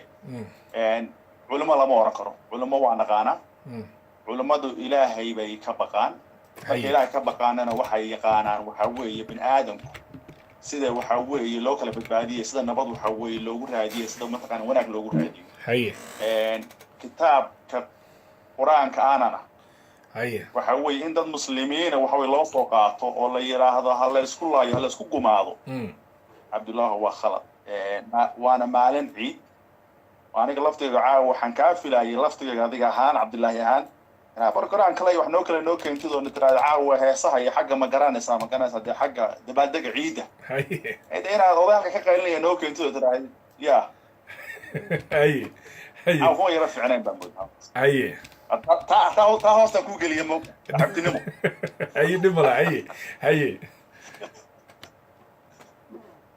marka liya waxa ku soo anigu waxa kulay dib mataqaan fikradeedu ku saabsan tahay Cabdullahi waa wax laga xumaado laga noqo dadka deegaanka degan anigu waa ka soo jeeda waxa weeye aad baana dagaalka iyo dadka walaalaha uga xumahay oo Cabdullahi waxa weeye dad walaalaha wada degan Garowe iyo Laascaanood iyo Burco iyo Hargeysa dad is wada dhalay baa dhulka dega nin maanta waxa weeye Puntland fadhi Garowe fadhi ama Hargeysa fadhi oo isagu waxa weeye maamulada lacag ka qaata umba hadalada iyo dadka magasta oo hadle in waxa weeye dadka shicibka ka mid ah oo dadka magaranaysa masaakiinta ku jira saarto ma hadlo mana yiraahdo hadalada noocaas waa nin waxa weeye maamulada Cabdullahi hoos jooga ama Muuse Buuxnin hoos jooga wasaa hadle malaymay qof caadi inuu soo hadlay Cabdullahi waan la socota journalist tahay umada waa war haysaa dadka dhulkaas ay soo dhaxgaleen istay maalin walba gawaarida iyo ganacsiga iyo mataqaan walaaltinimada deegaanka uu ka dhaxayo adiga laftigaaga dareemi kara waa gartay وسؤال مش طلع وحوي محا ما أنت كان قضي أنت عليك أما نين وييله إنه ما أنت إعلامية دقات ويرى هذا وليبه ويرى مقع وليبه كلمة أو استعمال الجهاد وليبه وكوسي يقدر ويري يان وحوي هدي لقول وحوي إنك لقولت كماي بعد دقائق لقولت كماي سبحان الله هاي صحيح weeye arrintaas waxa aad arrin looga xumaado inta kale cabdiweli oo madaxweyne puntland ka ah ba hadda wiigii hore ba xataa su-aalo noocaas la weydiinayo oo lahaa maxaa arrinta dagaalka waa ka warwareegaya waa arkaa runta meesha dhibaatada cabdullahi ka jirta inaan hadda dagaal loo baahnayn inaan dhib loo baahnayn laftigiisa dowladda laftiga ka warwareegaysa dagaal oo aanan rabin hadda inaad dagaal gasho oo burbur iyo dhimasho iyo dhaawac iyo mataqaanaa dhaqaalo ku burbura aan loo baahnayn beesha halkaa degtana waxa weeye waa ogtahay dhibaatada kasoo gaadhay maantii dhawey mid dambana uma hayso mataqaana daafad iyo mataqaana iyo mataqaana dhib dambe uma hayso tannana waxa weeye anigu kolley waxaan kusoo koobi lahaa cabdullahi hadalkayga in waxa weeye dadka walaalaha nabad laga raadiyo bay ku qurux badan tahay oo odayaasha waxa dabka shidaaya ummaddu iska qabato oo wanaag la raadiyo intaas kusoo koobaya adigana aad baan kuu salaamaya ciid wanaagsan ما شاء الله aad u mahadsantahay ciid wanaagsan waana kaaga mahadcelinaya aragtidaada sida quruxda badan aad fakarka noola wadaagtay mahadsanid sheekha afhayeenka culimada ahlusun u hadlay ee puntland waxa uu shaaca ka qaaday marka hore wuxuu yidhi dagaalka u dhexeeya somaliland iyo puntland dagaalkana waxaa weeye jihaad muqadasa weeye sida aanu kutubta ku hayno waa jihaad muqadasa mar baa la weydiiyey su-aal ah qofka ku dhintay ka waran isagoo weliba garabka puntland ka hadlaya wuxuu yidhi ninkii ku dhinta la mayri maayo oo haddii ilaah waa ku ron yahay lagu tukan maayo waa mujaahid weeye ninkii ku dhinta iyo kii ku dhaawacma ama mujaahid weeye qadka xiga iyo dhegeystaha ku jira habeen wanaagsan oo wacan walaal soo dhawow aragtidaadana ku biiri sideed u aragtaa hadalka ka soo yeray sheekha والله دي ولا لو هرت الساعة أودي جاي ساري يسود الشيخ أودي جل بكلة فوق بيتعرنتو هي بس سود أودي إن محي هيدي وحوي ولا لو هداني بك جرجع قاعدين وقف صدق هي وأنا الباب كجرجع كلها أنا معمولة يعقل كذا في حكومية هي وقت إن دين الإسلام تكون بالنسين المجاهد كنت جهاد كنت هنا كنت قاعد في جرجع ودراسته هي مركا شهادكو لنكي أصحابتي لما تشوفوا دجالكي برد بو هاي مصبح بمجاهد وحنا كل شيء تقارن كي سوماليين بالفريق والمجاهد بانا وكلوا ماشى لفة دياي هي قفك هدو دلكيسة إيه دمركيسة إيه جرجيسة دفاع حق أيو ولا يهاي وحوي دجال كاسنا ودجال حقه شيخنا هبدلن وكل حسيه وانا صح دجالك ودجال حقه وحوي السومالي اللي وده هذا الودي دي ninba guryahoodii haysataa laascaanood iyadu male dul isaaq leeyahay looma socdo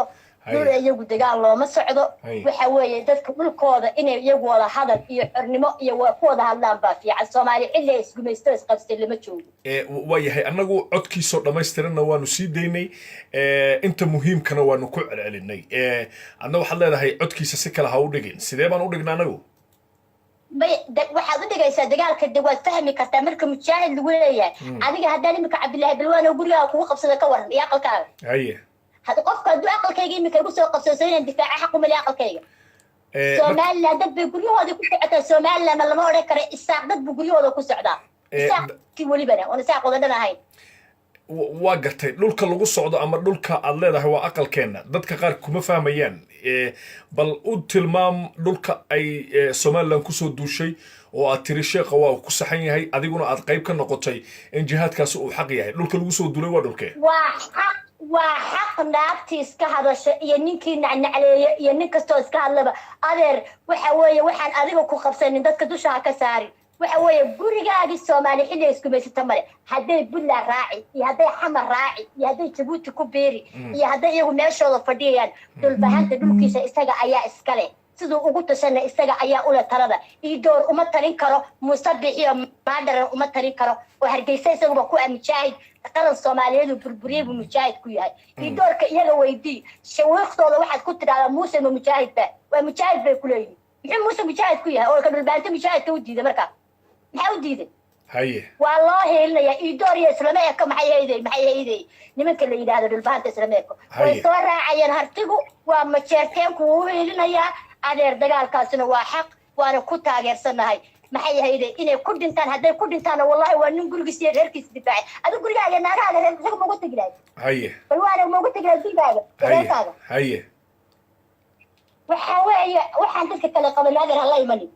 nimankan waxa weeye waxay u socdaan eeg wada hadal ma ogolo midda kale waa qaran janis ummadii Soomaaliyeed bay kala jabinayaan oo midnimadii Soomaaliyeed bay kala jabinayaan oo muslimkii bay kala wiiqayaan nimanka doorkii waxa weeye daalimiin iyagoo dhan baaba in la laayo ay tahay diinto dhan baaba in la laayo iyaga dhan waxa Soomaali wiiqay ee in badda ku daray ee in qaxin ee gaar noo faragashay ee Itoobiya ugu dhex jirto u bale ugu dhex jirto waa iyaga gaar sacayl iyaga maxaa daba dhigay maxaa iyaga waalay ma joogaan ummadda Soomaaliyeed wax la qaybsan wixii ku dhacay haddii wax ku dhacayba iyagu intay dhigi baa ka badan tire ما يمد الصومالي وحنا قرصان هيرك يدوركي محاوالي موسى مادر محاوالي موسى برعم هو يلعب عدو ملاس عوض ما دا اسكري هنا يحمالي قالي دول كان سيد كيبا كود دقالي مجر واقو سيد كي كود دقالي مجرو انجليس لقاد دقالي مينا وحي وحي انجليس كان من كانوا مركز طبعا وحي يلي سيد كتاريات قبيلي سنينكي يقانا يا ولي قوضبا نعم تقال بي كدبادا كسي هيان محاد قال سعير كدبا دقال انا ولي كيدالي ويشان دوناني يقدروا ماشي وكفرقة وعد لو يالي maxaa ku faarta waxaad u dhigay waxa weeye nimanka daaroodka ee nimanka dhulbaantaha shiribka yar ee maxay hayde hartiga ee meesha degan iyaga dhulkooda wax aqle iyaga nimanka warsay gari haday ku beerayaan maxay hayde dhulkooda ilmaadeeradood iyo haday qarnimada Soomaaliya nin calanka buluuga ah taageersan ee loo soo dhintay iyo nin mara wata adeer haysan dhigin waxa weeye midda kale haddii xitaa ay wada hadal ogol yihiin waxay ku hadleen ingiriis bay kaasi oo ingiriis ma Soomaali buu ka qaybin karaa dad baa ku abuuray heerkan dhulka haye ingiriis ma cid buu siin karaa ha ku siiya London buu ingiriis leeyahay ku siiyo idoorka inaad waalibay ku jiraan waagi dhawadna waa ku meesha ku go'ay imikana xaqaa ku layn doona ciidaa hiilisa hargeysa haday iyagu hayeen ku dagaalamayeen ciidaa u hiiliso idoor baa ku beerna u diidimayno waxa weeye dhulka seema lehe sheekhana run buu sheegay dagaalkan waa xaq cilmada hargeysa joogtay idoorka oo runta isku sheego muuse tuug runta u sheega waa xaq nimanka dhulbaanta dhulkooda iyo hartigu haday ku dhinto oo ninka ma jeerteena beri silki ka yimid uu ku dhinto wallahi waa xaq because in adeerkii baa la leynaya laascaanood waxay ku leynayeen maalin walba idoorku ku jugaynayaan wadadka dhulka iska lahaa dagaalkan waa xaq waa mujaahid iyaga idoor mujaahid laga bartay oo dagaalkii bered keenay baashi waa mujaahid waxa weeye dhulka iyaga raggan iskale adeer haday kugu beerayaan oo kala mid noqonayaan iyagoo dhulbaanta oo daarooda oo harti ah oo xor abay kula mid noqon iyaga ka taariikh badan iyaga gaalada dagaalamay iyaga daraawishaha gaalmayna u naageen weligoodii allahood nimanka dhulkooda adeer uga dhaqaaqa idooro ha ku dhimanina meesha nimankan abar jeceliyo inta saca muse isdaba xadaraynaysa israaca ku dhayaaga habaryonis meeshaasay ka taagantahay banaankaasi beri kartaa nimankii garaxis ciida geliya habaryonisba waa mahadsan tahay sida quruxda badan ood fakarkaaga noola wadaagtay waanu kaaga mahad celinaynaa waa mahadsan tahay sidoo kale aad baan kuusoo dhaweynaynaa mahadsanid weli waxaad degeysanaysaan barnaamijkii habeen wanaagsan oon caawa soo bandhignay arrin ugub ah kuna cusub dhagaha shacabka Soomaaliyeed afayeenka culimada Puntland ayaa yiri dagaalka Somaliland iyo Puntland u dhaxeeyo waa jihaad salaamu calaykum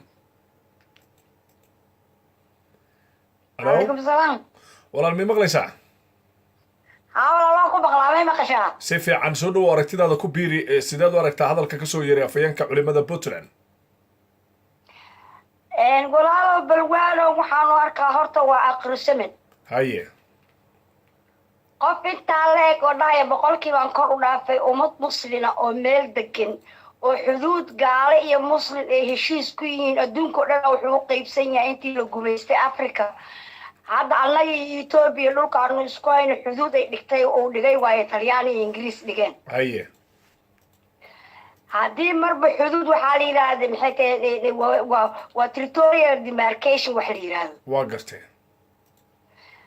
xuduudii ay dhigeen Ingiriis iyo Talyaani sababtu waxay tahay Somaliland waxay la timid calan afar maalmood iyo 5 maalmood ku dhawaad ee horta iyaga xor ahaayeen waa gartay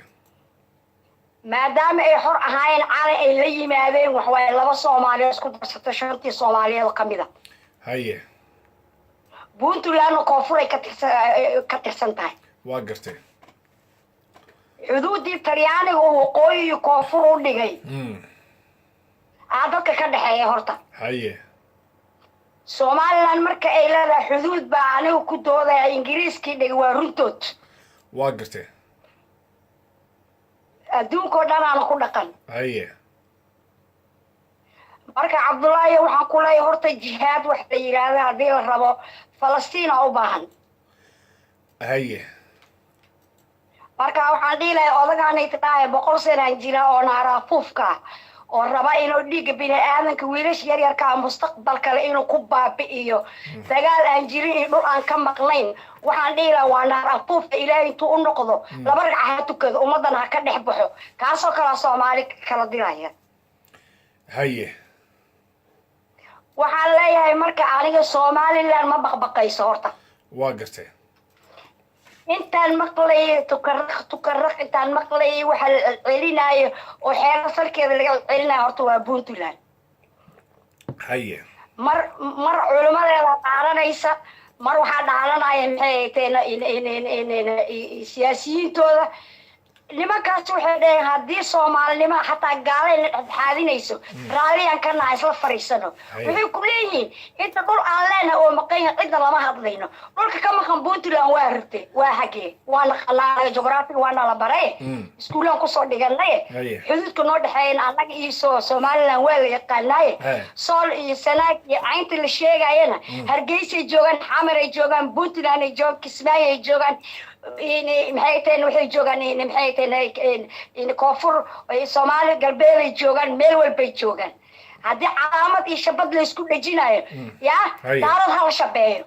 meel alaale meesha jooga shabaan ku garano oo Soomaalida oo socayna lagu dhajiyo haddii kale ummadda fidnada ay la wareegayaan kala joogaan teeda kale Puntland dawlad gaar ah maaha federaalka qalka fahmay ayaga iyo odayaashooda dhaqanka odayaashooda maxay ay tahay culimada isku sheegay anu kana culimada ku sheegay 100 sano jira hadii jihaad wax ku helay oo janno lagu yeesay 100 jil muqtado tugarraqa dunya haye meeqaas dhulka la isugu dhufanay waxaa la yiraahdaa dagaal guurguursi tukaa goy gelitaankaaga magadayna meel ragi waa ku awtagaan Somaliland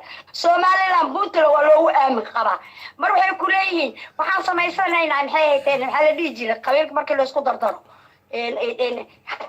harti baan ku Somaliland kula duulayna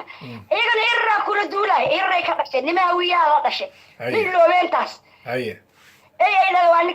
laga way waata say tukaraqtay tagaan Soomaaliland iska celiya anaga ku fiirsanayna haday isbaystaan hawiya diyaaraan ku leeyahay hadda uu sheego odag xunka ah oo 100 jirka ah naara fufka oo ilaahay rasuulkiisa aan ka cabsanay oo diinu ku sharxa iyo qodob diini ah oo ku fariisan kar inuu jihaad dad muslim ah yiraahdo ku jihaada hadii cid jihaadaysa dhulka ay leedahay Somaliland يا إذا جهات كوب الناي ده كواني قالوا نقولها يعني هتصير كواس إيه قالوا قدي يعني قال لي ما كوينا بودو دين تدفري فما تصنتها وما صنتها السيدة قروح بدنا نفكر كنا لو ذاك ما سنت هبي ونكسن أي دقيقة سنة عاوة وككلوا لي هاي سيدي خري أنت بدنا وحيابان صوب نيجي جنة عاوة تاني وككلوا شيء علماء الصوماليات يدور كودا يعني عاوة عجها لقلي بقول سنة يجرا ووي أرج ونن علماء وأفيان كعلماء بطلان وحنيري وي أرجنا هاي ورجع بقول كخروج أفيان سياس بنا نوي قعدوا محما سيدا oo idaacada u yimid waxay tahay marka koowaad inuu noo sheego dagaalka u dhaxeeya Puntland iyo Somaliland inuu yahay dagaalkana waxa weeye jihaad muqaddas weeye sida aanu kutubta ku aynu waa jihaad muqaddas qofka ku dhinto oo u dhashay dhinaca Puntland waxa uu ku sheegay Sheekh Ciise waxa uu ku sheegay in ay tahay qofka inuu yahay qof anigu ku dhawaaqi maayo Sheekh dhamaystir ninkii ku dhinta la mayri maayo oo haddii la waa ku roon yahay lagu tukan maayo waa mujaahid weeye ninkii ku dhinta iyo kii ku dhaawacma mujaahid weeye sidee shacabka u arkaan habeen wanaagsan salaamu calaykum halo salaamu calaykum وعليكم السلام ورحمة soo dhawo aragtidaada aragtiday waan ku dhawahay horta waxaan ku leeyahay ciid mubaarak maasha allah ciid wanaagsan soo dhawo in adeer miyaadan islaam oo xalaal ku dhashay ahayn maxaad ummadda u balaynaysaa ma ku fahmin maxaad kala jeedaa yacni maanta maalin ciiday ahayd inaad baash ciidda ku saabsan soo bandhigto ayaa xaq u ahaa xaqa ifaraya inaan warkaan iska dhaafoon warkaas aado waa xaqee yaa sharciga dhigaya inaan warkaan intii iska dhaafo war kale aan idiin soo gudbiyo sharcigaasi waa kee maxaa tidhi walaal sharciga ii dhigaya inaan intaan joojiyo warkan war kale idin sheego waa sharcigee waa sharcigee soo nin horta islaam uma diido maxaad ummadda ugu dab qaadaysaa somalilandba maxaqba ninkaasi sheekhaasi wuxuu yidhi sheekhaasi isagii qiyaamo isagii xisaabtu sugaysaa maalinta qiyaamaha waa yahay su-aalaan ku weydiinayaa adigoo mahadsan adigu hadda shaqada aad qabato ma xafiisaad ka shaqaysaa ma darawal gaari baad tahay bal shaqadaada ii sheeg anigu waxaan diyaaradahan diyaariyaa duulaya bayloodaa tahay marka adigu maxaa kalifaya inaad baylood intaad noqoto hawada diyaarad geliso oo dad nafsadooda aad khatar geliso oo boqolaal qofood aad mas-uuliyaddooda qaado maxaa kugu kalifay inaadan waxa igu kalifaya shaqadayda ilaahayna waxaan ka baryaa inaan ilaahay igu keenin inaan ummaddan sido aan mas-uulka ahay halis geliyo haddaba sida shaqadaadu ay duuliyo u tahay ayaan anigana wariye u ahay wariye waa qof wardoon ah waa qofka wardoonka ah ee ummadda u soo gudbiya wararka waxaa yimid xarun idaacadda ka mid a nin da'a oo 100 sano kor u dhaafay wuxuu nala wadaagay hadal aniga oo ilaah ka baryaya inuu rabbi iigu suurtogeliyo shaqadeeda si wanaagsan sidaad adigoo u jeceshahay adigoo baylooda inaad ummadaada u badbaadiso ayaan anna u jeclahay inaan ummadayda gaarsiiyo wixii warara cidna uma eexdo qofka ii yimaadaan u adeega qofna ma yaso qowmiyad walbuu ka tirsan yahay siduu hadalka u dhigaan soo bandhigaa waa qaldan yahay anigu ma dhaho ummaddaasaan waxaan idhaahdaa walaalayaalo qof baa sidaa iyo sidaa yiri waana nin afayeenoo xaq u leh waxaan idhahdaa bal aragtidiina ka dhiibta aniga uma fiiriyo hadduu qof dhibayo iyo hadduu qof taageero u yahay intaba marka ninku waa nin sheekha oo 100 sano kor u dhaafay isagana hadalka sidaa u yiri maahe aniga ma aha marka waa maasan tahay intaa waxaan tusaale ku siinaya waxay tahay qof waliba shaquu leeyahay sidaad bayloodnimadaada u tahay ayaan anigana wariye u ahay marka soo dhawow sheekha hadalka uu yiri ayaan kugu celinaya bal inaad kala ogaato macnaa dhahooyo mase sheekha dhahooyo horta aad u dhegeyso marka kuwaad sheekha ayaan ka codsanayaa farsamayaqaanadeeda meesha bilowga inaad noo geysaan ilaan wadaadkan wuxuu igu haystaa inuu sheekha aan ka been sheegayo bilowga markuu noo yimid muxuuna yiri sheekha بسم الله الرحمن الرحيم الحمد لله رب العالمين والصلاة والسلام على أشرف المرسلين سيدنا محمد وعلى آله وصحبه وسلم تسليما كثيرا إلى يوم الدين أما بعد وعن هذا كريمي وعن كالليا أنا شيخ عيسى ومحمد فارح أمورها دجالك مركب وعن كبرين يا ciidamada geesiyaalka ah ee reer Puntland inay dagaalka ka lib keenaan dagaalku waa nagu raayay dagaalka inay si degdeg ah u galaan oo ka lib keenaan baan sheekhu markuu saarna yiro noo yimid ma waxaad leedahay sheekha xaq uma laha ma waxaad leedahay inuu hadlo ma banaano maxaad ku diidaysaa inaan sheekh hadalkiisa deyno wala cabdilaahu may maqlaysaa aadan ku maqlayaa sheekha maxaad ku diidaysaa in la diido codkiisa in la daayo horta wala cabdilaahi halka madayga dhageyso kelmadda waa kaa dhegeysanaya horta tayda ii dhamee ilaan barnaamij dhan aan wadaayo horta bal ii dhamee taada waa kaa dhegeysanaya waa ballan waa kaa dhegeysanaya bal sheekha wuxuu yidhi waa jihaad dagaalka Puntland lagu jiro bal ta dambe waa kaa dhegeysanayaaye bal tan sideed u aragtaa walaalo aad iyo aad buu qaldan yahay ninkii kelmaddaa yidhi maalin ciida oo ummadda muslimiintii ciidayaan ninkii kelmaddaa yidhi waa qalad adigaagan meeshan wax ka hurinayaana waa qalad tayda ii dambe de waxaan ku yidhi anigu gadaal igaga dhig aniga horta hay gelin hadda markaad dhammaysato ayaan aniga adiga isku dambayn doonaaye waxaad tiri jihaadka wuxuu sheegayo waa qalad bal taa maxaad kala jeedaa maxay tahay qalad maxay ku tahay waxay ku tahay niyow labada dhinac dadka dhimanaya waa dad muslina waa dad islaam waa maalin ciidii carafo la taagay maalintii carafo laga yimi oo maalintii ciidda la taagan yahay haye ma qalad walaalo inaynu ma adna aad maanta intaad meesha soo gashaa tiraa sheekh baa sida yidhi sheekha adigu miyaad hubtaa inuu billah ka soo jeedo ama uu ka soo jeedo waqooyi galbeed ama uu ka soo jeedo baydhabo miyaad hubtaa maalinta qiyaama ma lagu soo joojinaya ilaahay hortiisa isagaa sheegay bilowga barnaamijka markaad dhegaysanayso adigu barnaamijka waa soo daada mogta haddaad dhegaysanaysaa markuu kow yimaaduu leeyahay anigu waxaan ka mid ahay waxgaradka iyo culamaa udiinka Puntland asaa dhahaya wada sheekada walaalo waxaan ku yidhi qofuu yahayba ninkii kelmaddan yidhi waa horta maalinta maanta maalintay tahay horta ma taqaani maanta waa maalintii ciida waa maalintii cafiska qof walba waxay ahayd inuu qofka kala cafiyo horta ay dhegeyso haddii isagu kelmadaa yidhi inaad adigu meesha caaw masraxa isla socod taagto hebel baa waxaa yidhi maxaad ka qabtaan horta qalad bay ahayd horta ay dhegeyso ninkaasina kelmadiisuna qalad bay ahayd walaal ilaahay maalin aan ciidi walaal kula ahayn qofku dhinaca kula gelayn ayaa imanaysa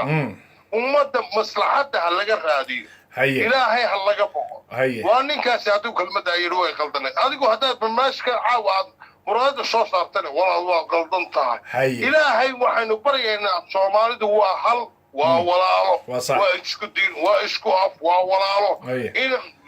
ninka maanta puntland ka soo jeeda ku dhimanaya tukarag ama xuduudda ku dhimanaya laakiin wuxuu sheegay sheekhu qofka dagaalkaasi ku dhintaa inuu yahay qof ahlu janno ah sheekha ayaana sidaa yidhi bal aan ku maqashiiyo si aadan igugu qabsan aan ku maqashiiyo bal sheekha oo dhahaya qofka ku dhinta waa ahlu janna bal dhegeyso ninkii ku dhintaa la mayri maayo oo haddii ilaah waa ku ron yahay lagu tukan maayo waa mujaahid weeye ninkii ku dhintaa iyo kii ku dhaawacmaama mujaahid weeye muxuu kala jeedaa taas walaal cabdillaahiyow hadduu kelmadaa yidhi wuu qaldan yahay hadduu yidhi aad dhegeyso anigana waa ku maqashiinaya horta ma yidhi horta bal ii xaqiiji bal inuu yidhi horta ma hubtaa hadda waa ku maqashiiye anigu cabdillaahi wuxuun baad i maqashiisay meel uu ka soo jeedo anigu ma aqaano armuuna puntland ba ahayno meel kale uu ka yimi armuuna somaliland ba ahayno meel kale ka yimi nin soomaali oo dhintaa walaal nin muslim oo dhintaa dhiiggiisu waa xaaraan adigu maxaad ku faanaysaa ma waxaad leedahay hebel baa waxaan yidhi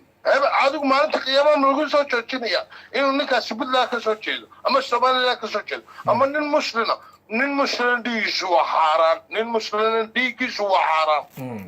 cabdillaahi taa ma isku diidanne adigu sharci xalaalaynaya sheekhii shariif u geeyo nin dhiig muslim xalaalaynaya walaal ma jira anigu taa waa ka madax bannaanahay anigu gooniyaan ka taaganahay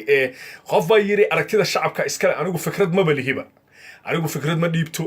kuma darsado dadku sida u arkaan un baan qabanqaabaya sheekada anigu dhexdhexaad baan ka ahay marka haddiiba uu sidaa yidhi hadalkana uu sidaa u dhigay waxaa jirta marka dadka qaarkii ee na dhegaysanaya ayaa waxay leeyihiin dhul bay somaliland ku duushay dadka degan ayaana lagu dhibaataynaya waana sababta ay dadka qaarkii caawa markayna soo waceen ay yidhaahdeen haddii dad la dhibaataynayo dadkuna ay yihiin dad islaama waxa wanaagsan in wadada uu sheekhu sheegay la raaco waxaa yidhi dad adiga kaa horreeyey maxay kala jeedeen walaal cabdillaahi ow dadkaasi way qaldayin adiguna ilaahaaga intaad u noqoto maalin baa imanaysa aanad sidan oo kale facebook ugu jirayn oo aanad ka hadlayn laakiin aniga see ii aragta kumaan oran qof baa yidhi sidaa baan ku yidhi oo adiga kaa fikrad duwan marka dadka adiga kaa fikradda duwan bal fikradaada ka gaarsii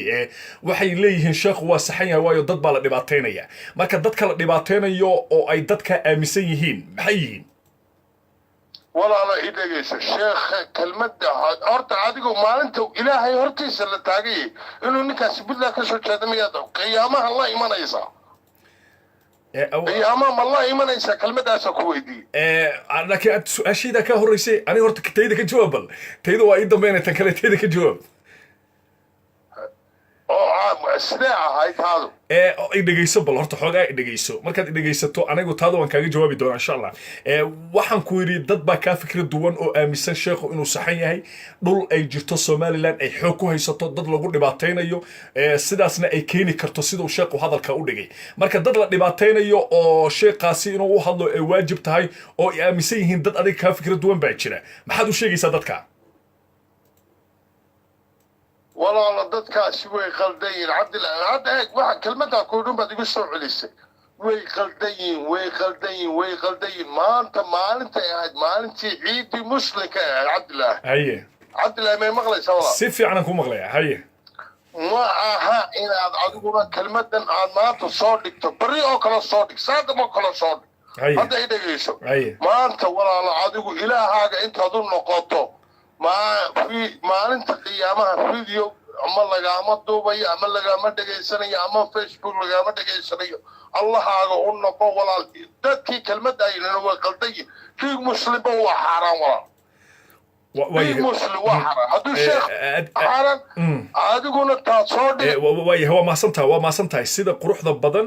ee aad fakarkaaga noola wadaagtay waan kaaga mahadcelinayaa waadna mahadsantahay sida quruxda badan ee aad barnaamijka ula soo xiriirtay qof kasta oo na dhegaysanayana xaq ba u leeyahay aragtidiisa inuu dhiibto maxaa yeelay annaga waxaanu aaminsannahay soomaalidu inay doodaan la wada hadlo la falanqeeyo annaguna aynu duwaan gelino 2 saacadoodna aan dadka ka dhagaysano fikradooda marka annagu waxna ma cabirno hadda dadka qaarkii waxay isweydiiyaan badanaa su'aal baa la weydiiyaa anigu waan iska ilaaliyaa inaan ka jawaabo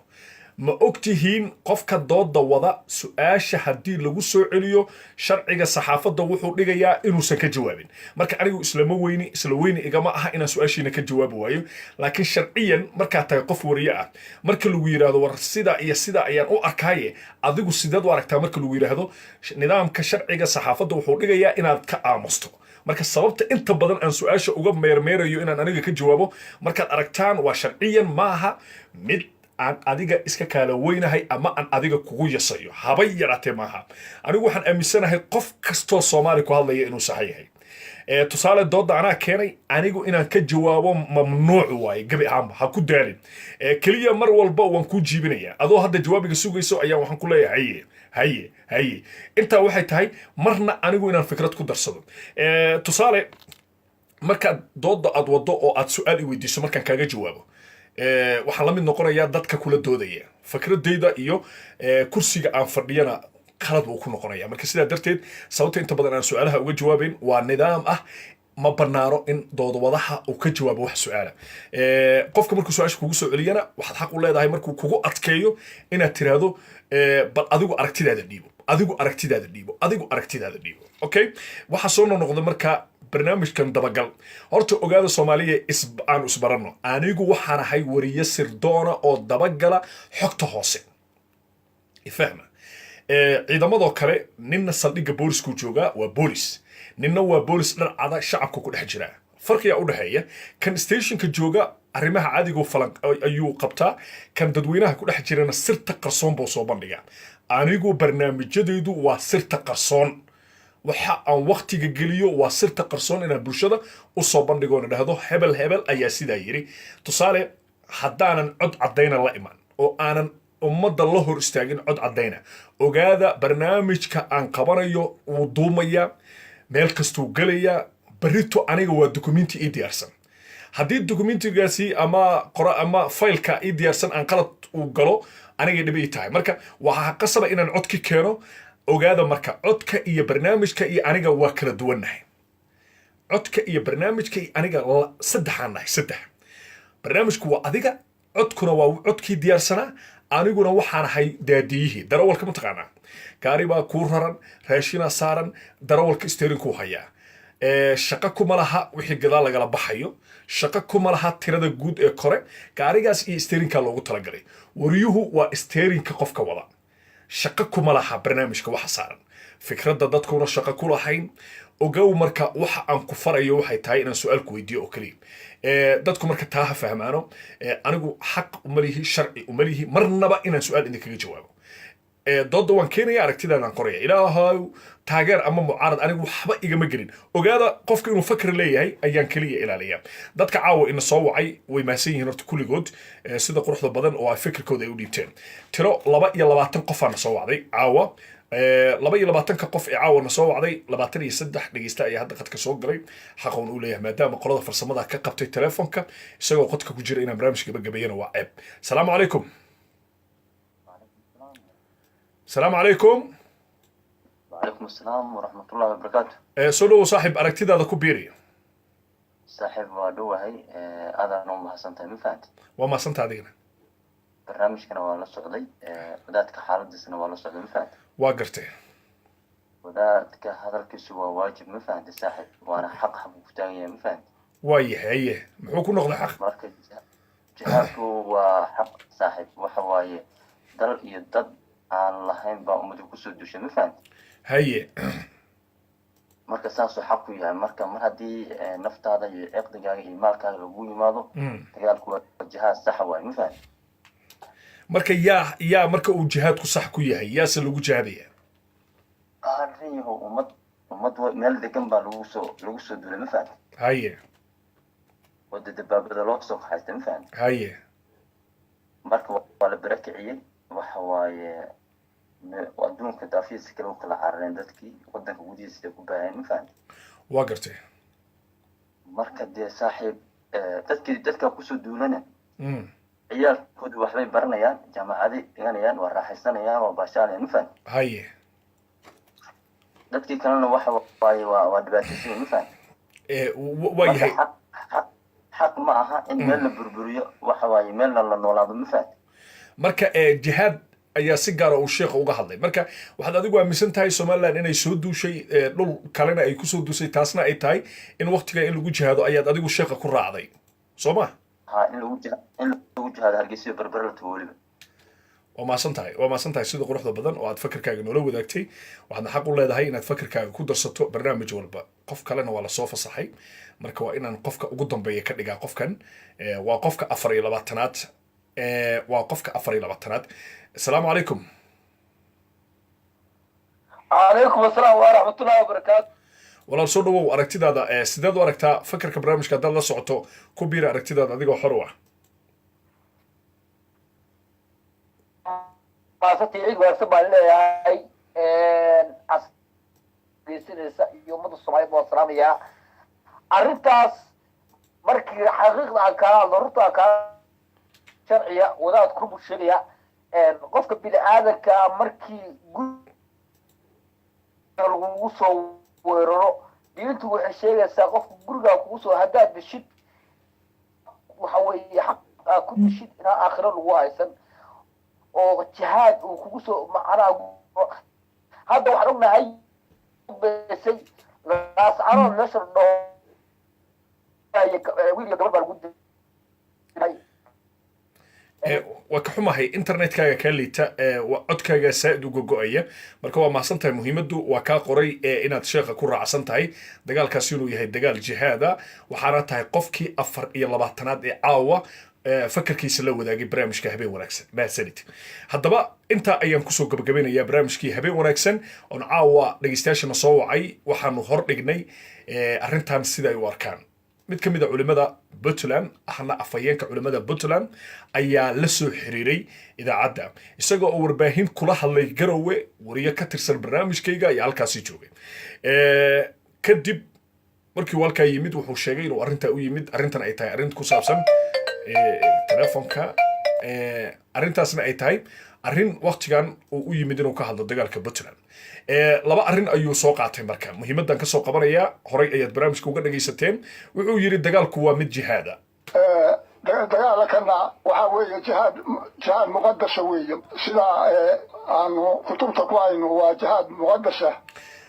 qofka ku dhintay iyo qofka ku dhaawacmo oo reer Puntlandna wuxuu ku sheegay ninkii ku dhinta la mayri maayo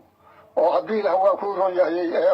lagu tukan maayo waa mujaahid weeye ninkii ku dhinta iyo kii ku dhaawacma ama mujaahid weeye haddaba dadkana soo wacay 24 qofood ayay ahaayeen 11 kamida waa diideen sheekha hadalkiisa waxaanu ku tilmaameen in ay tahay qalad qaawan oo ay qaarkood bay yiraahdeen diiniyan sheekha aqoon uma laha 11 qofood baa tiri 13 qofoodna sheekhay ku raaceen marka 11 ilaa iyo 13 ayay sheekadu ku dhamaatay dadka taageersan sheekha waa 13 qof dadka ka soo horjeedana waa 11 qof marka dadka ka soo horjeeda sheekha 2 qof ayaa lagu hogaaminaya caawa barnaamijka waxaanu leenahay ileen anagu codka iyo tirada dadka ayaanu had iyo jeer duwaan gelinaa shacabka Soomaaliyeedna soo wacay waxay tirada u badatay inuu sheekhu saxan yahay dhulkaasna uu yahay dhul waa sida ay shacabku leeyihiin dhul waqtiga jihaadka sheekha lagu raacayo 11 qofna laba cod baa lagu hogaamiyey waa saaxiibada sheekha markaa ka soo horjeeday oo diidanaa in sheekha ama hadalkaasi sheekha uu arkayay mid qalada intaanu barnaamijka lamida ku kulmi doono saaxiibayaal ogaada doodaha mar waliba aanu qabanno haddaadan joogin South Africa waxaad ka dhageysan kartaa channelka magaciisu yahay aad ii dhageyso live markuu dhamaado waa laga tirtirayaa Facebooka ha i weydiinin intuu ka baxay barnaamijka sideen barnaamijyada u dhageystaa ha dhowtahay weydiin xurmo production ayaad kala xiriir kartaa xurmo production ayaad kala xiriir kartaa waana halka aad barnaamijyadeena ka dhageysan karto mar walba waana halka aad doodaha uga qayb geli karto ogaada marka annaga ummadaasi af Soomaaliga ku hadlaysa gabigood xaggayna waa isku mid cid aynu leenahay ama aynu ku taageerayno ama aynu ku mucaaradayna fakarkooda ma jiro qof kastoo soo wacayno uu saxaya barnaamijkan mid lamid intaanu ku kulmi doono waxaan rabaa inaan dul maro intaan gabagabeyn barnaamijka habeen walba 12 habeenimo ayaanu barnaamijka bilownaa labada habeenimo ayuu soo gabagaboobaa 2 saacadood maalintiina waxaad heli kartaa barnaamijka oo si toos ah aad u dhageysan kartaa saacadu markay soo gaadho 3 galabnimo wuxuuna soo afjarmayaa ilaa iyo 5 galabnimo marka waa 3 galabnimo iyo 12 habeenimo labada xilli uu soo galo doodaheenu waa hadba dhinac marka maalin aanu hal meel kaliya ka hadlayno ma jiro shanta Soomaaliya aynu ka hadalnaa Soomaali galbeed aynu ka hadalnaa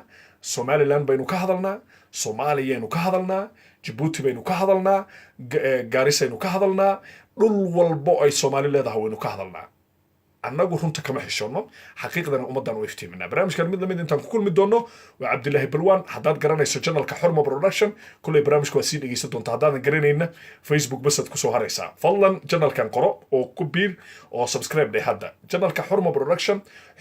Production af Soomaaliga aad u dhageysaya Xurmo Production waa halka aad barnaamijka ka dhageysan karto maxaa yeelay live-ku markuu dhamaado waa laga tirtirayaa Facebook Xurmo Production ku biir